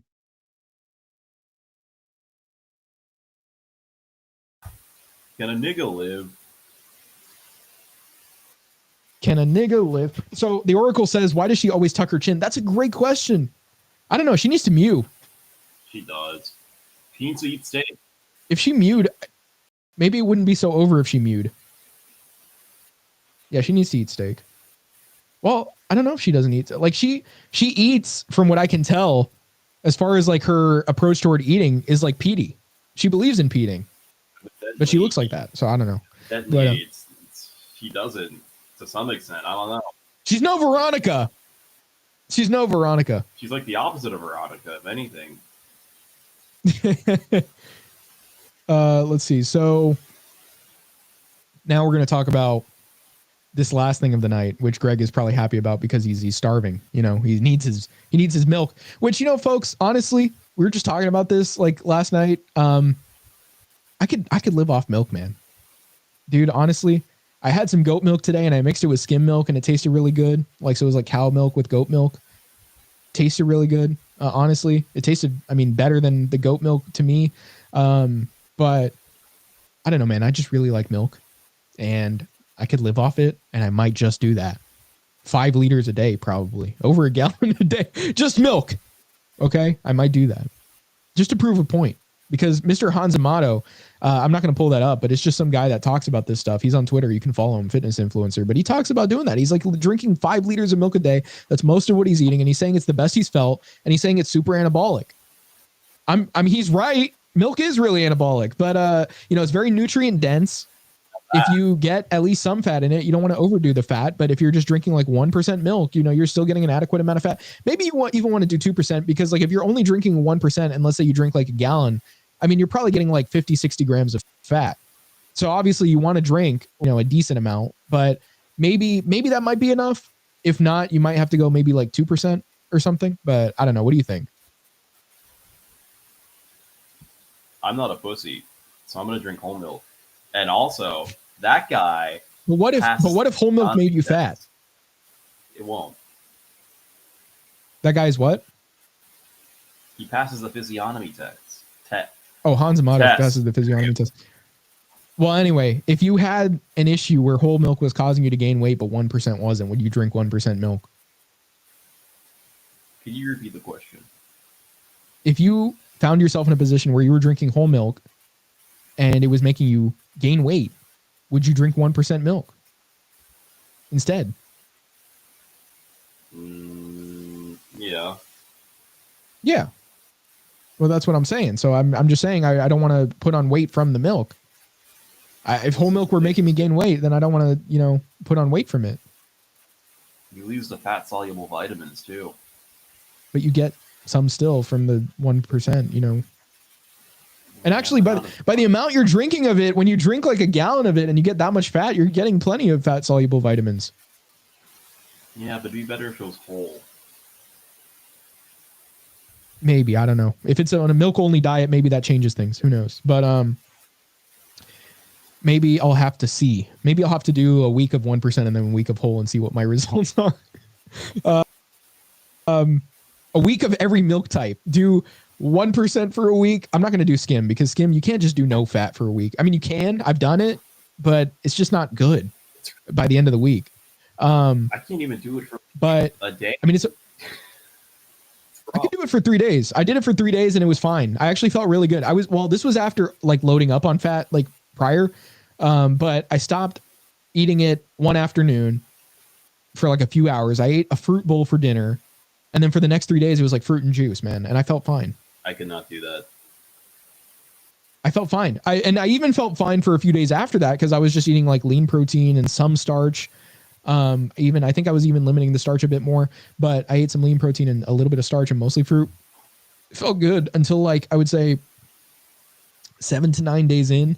And then I was like really ravenous, but I only ended up eating maybe like 50 grams of fat on top of like, I think I started eating some like 20 grams of fat for a few days after those 3 days, but, it was still too low. So then I ate like 50 more grams or something, or I think I only ate like 50 total and it was still enough.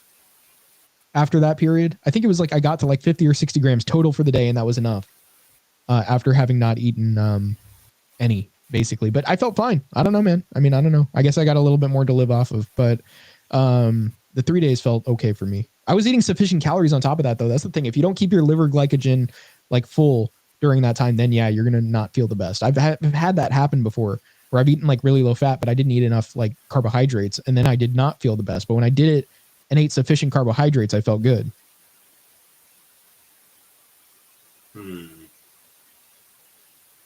So I don't know. It might be that, but it's that issue if you don't have enough fat, because it's very inefficient for the body to turn body fat into what it needs to for your hormones.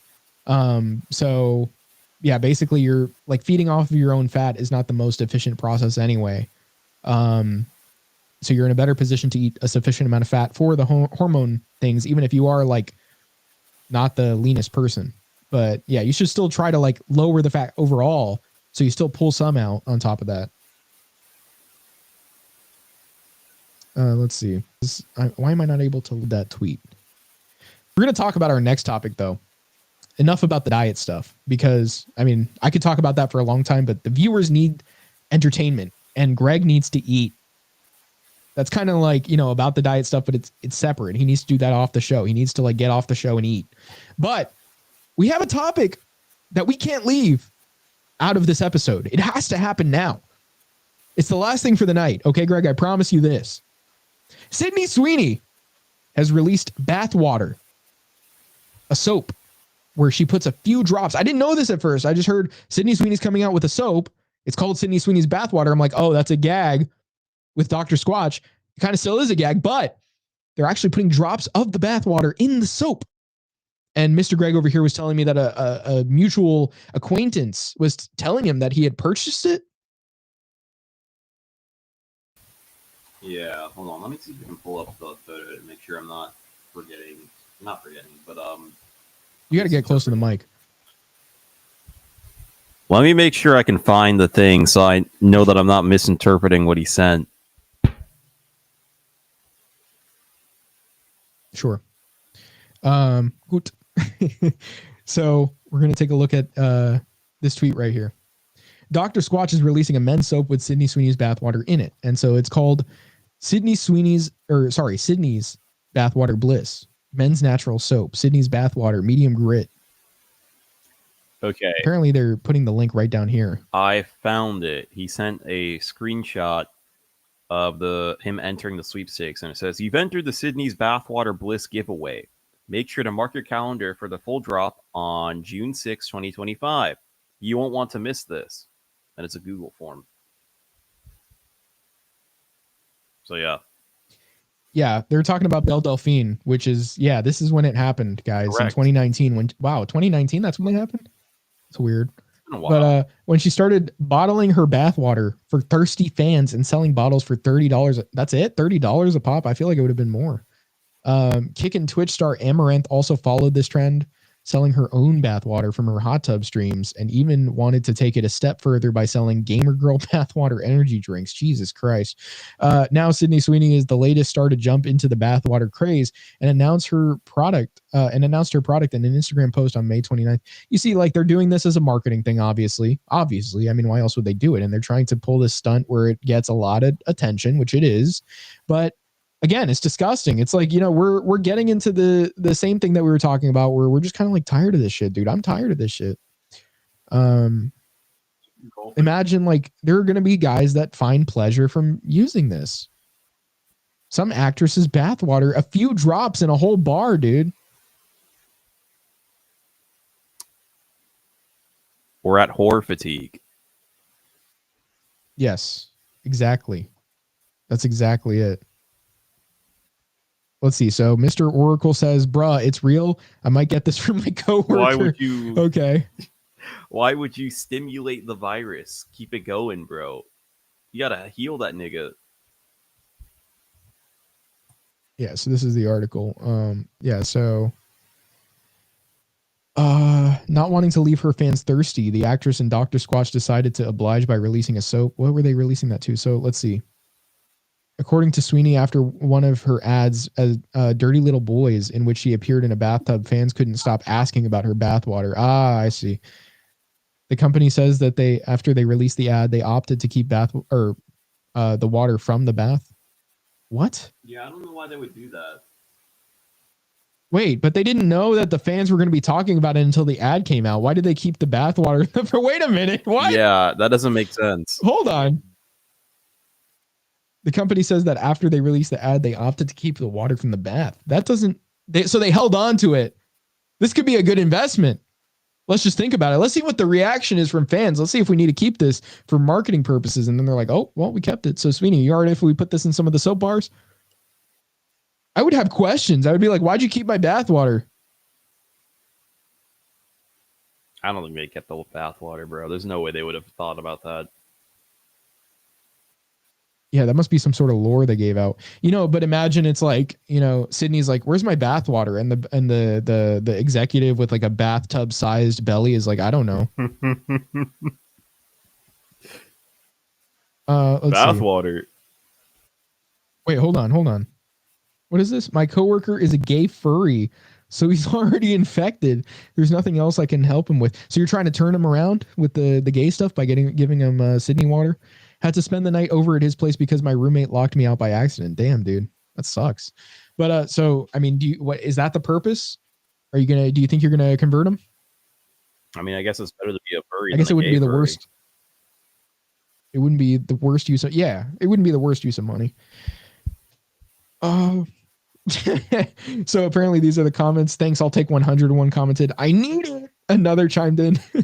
Only 5,000 bars are planned to be released. So far, it's not known how much they will sell for, but given the fan demand, don't expect to see them this remain on the shelves for very long. Yeah, dude, this might cost a lot of money. They could charge a lot for it.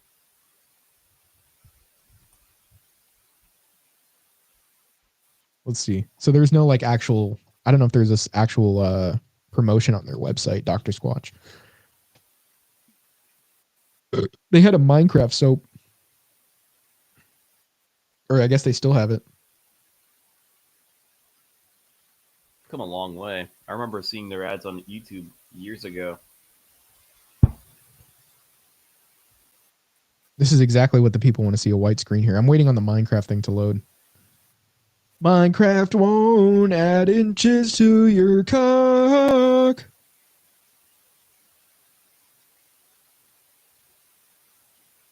Yeah, dude, I'm getting a lot of loading from this website. Dude, this website sucks. You guys got to make this quicker. I'm just going to switch back to this until I see it open. Oh, there we go.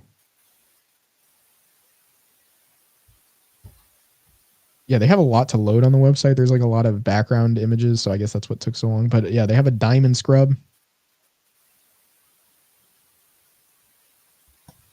Let's see. The Oracle says... What does not mean to tallow? Imagine some scientist extracting the bit of DNA in the bathwater and cloning her. Maybe that was their goal. Maybe they wanted to plant her DNA somewhere that would be unfavorable to her and be like, well, Sweeney, if you don't do what we say, you're going to be implicated in this. Some sort of blackmail tactic. What are these made of? 98 to 100% natural origin, but what does that mean? What are the ingredients that you have to offer? They put in diamond powder in this for exfoliation, actual diamond powder. I don't want 20% off, man. I'm not going to buy this. Pumice is a light porous volcanic rock. Okay. And then shea butter, which is good. But what's the full ingredients? Let's see. Okay, so they use palm, coconut, and olive oil. Okay. Naturally derived fragrance. I don't know about that. That might not be good. Shea butter, diamond powder, pumice, mica. I don't know what that is. Kaolin clay, sea salt. So, I mean, overall, their ingredients aren't bad. Aside from the fragrance. Might not be the best still. But they said naturally derived, so it just depends on what they mean by that. As opposed to like natural flavors, you know? I got this for my son and he loves the smell and feels great after using it. I mean, it's like, I know they're going to get it for kids, but it's just like, dude, you're just talking about like what you're getting for your son. He's probably like, Mom, not on the Dr. Squatch website. You're embarrassing me. Let's see. There's no Sweeney ad yet. If I were them, I would have it on my like homepage. You know, if I were them. I'm not saying I am. But I'm just saying I would plaster that on my homepage. Dude, look at all these loading bars. Like that is because they have so many damn images that you have to load on their website. Hold on. Let me just go off the tab instead. And oh, wait, hold on. You can't wait. Let me switch back to it in a second here once it loads. Dude, that's exactly what they're doing. Limited edition Sydney's Bathwater Bliss 100 lucky winners enter now. And so new and extremely limited edition Sydney's Bathwater Bliss enter for a chance to win the only brick with 2 C's brick made with Sydney Sweeney's very own bathwater. How do you think they put that in the ingredients list? That's I a think they great put like question, actually. they just put water, or do they put bath water, or do they put water parentheses bathed in by Sweeney? Like, I don't understand. Like, what is it on the ingredients list? Can I check out the soap? I can't. I don't see a plate. Yeah. How do I enter?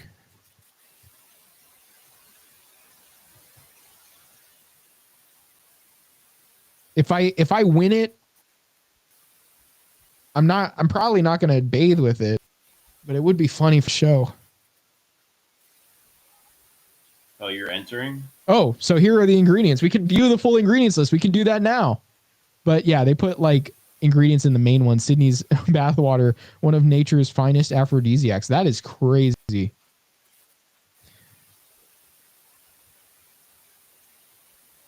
What do they mean by narrative element? Mean like it's not necessarily her actual bathwater? Now that could be some legal trouble. Now let's see. Sand acts as a natural exfoliant, so they did put sand in this. And then shea butter, of course. Now let's see. Put Sydney's bathwater as the ingredient. It's not water, Sydney's. It's Sydney's bathwater.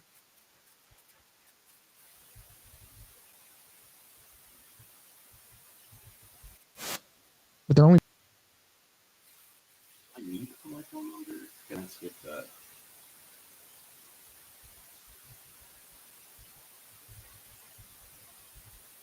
So let's see. Hold on. The Oracle saying the clone is aired to India. That's the one that they make of. When she gets cloned by her bathwater. They're making me verify they're 18 years old to buy this. Really? You have to tell them I'm 18. Yeah, hold on. Let me look really official. Are you actually? Yeah, bro. If I get one, I can sell it for like. There you go. I'm literally on top of the mic, ninja. Anyway, what are the Sydney Sweeney sweepstakes rules? Oh, this is a lot of legal jargon. Okay, you got to be 18 years of age, void in Rhode Island, and or prohibited. Yada yada yada. No purchase necessary. Why not Rhode Island? Is there some sort of law there? Probably. There's always, when you do these sweepstakes, there's always like one or two states where they're not allowed to do it for some reason, or they just don't do it. I don't know why. And I think it might actually be Rhode Island pretty consistently, but don't quote me on that. Anyway, you can enter the sweepstake one of two ways. On Instagram, to enter the sweepstake. Maybe I could do it both. One comment, one entry, yada yada yada. Oh wait, yeah, I don't want to do that publicly. An eligible entrant may use. I wonder how much you could get for one of those once they actually, like, you know. An eligible entrant may use either entry method. Multiple entries submitted by an entrant are allowed. No. I wonder how. Go ahead.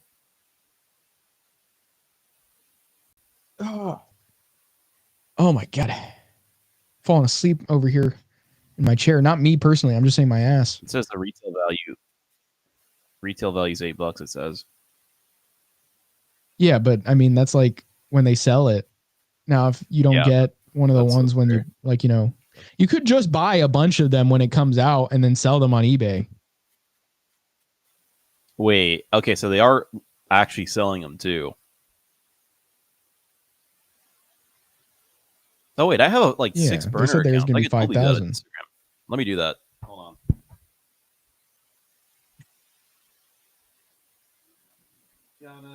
Okay. I am entered in at least one time.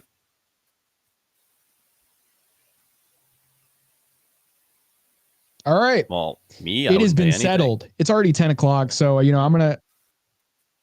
What? I wouldn't pay anything. That's why I'm entering the sweepstakes. Oh. Well, I was just saying how much would, you know, the average person pay for it. And, you know, the Oracle over here wants to get it for his buddy. So, I mean, maybe he'd pay something, but maybe just the $8. But anyway, it's been a good night, guys. We've watched that almost whole Jordan Peterson versus atheist video. That was kind of entertaining. It was more entertaining criticizing it, obviously. That's kind of what our job is. But yeah, it's been good. We've talked about the talk Okay. We've talked some good talk. Talk to you later next week on the podcast. The podcast ever.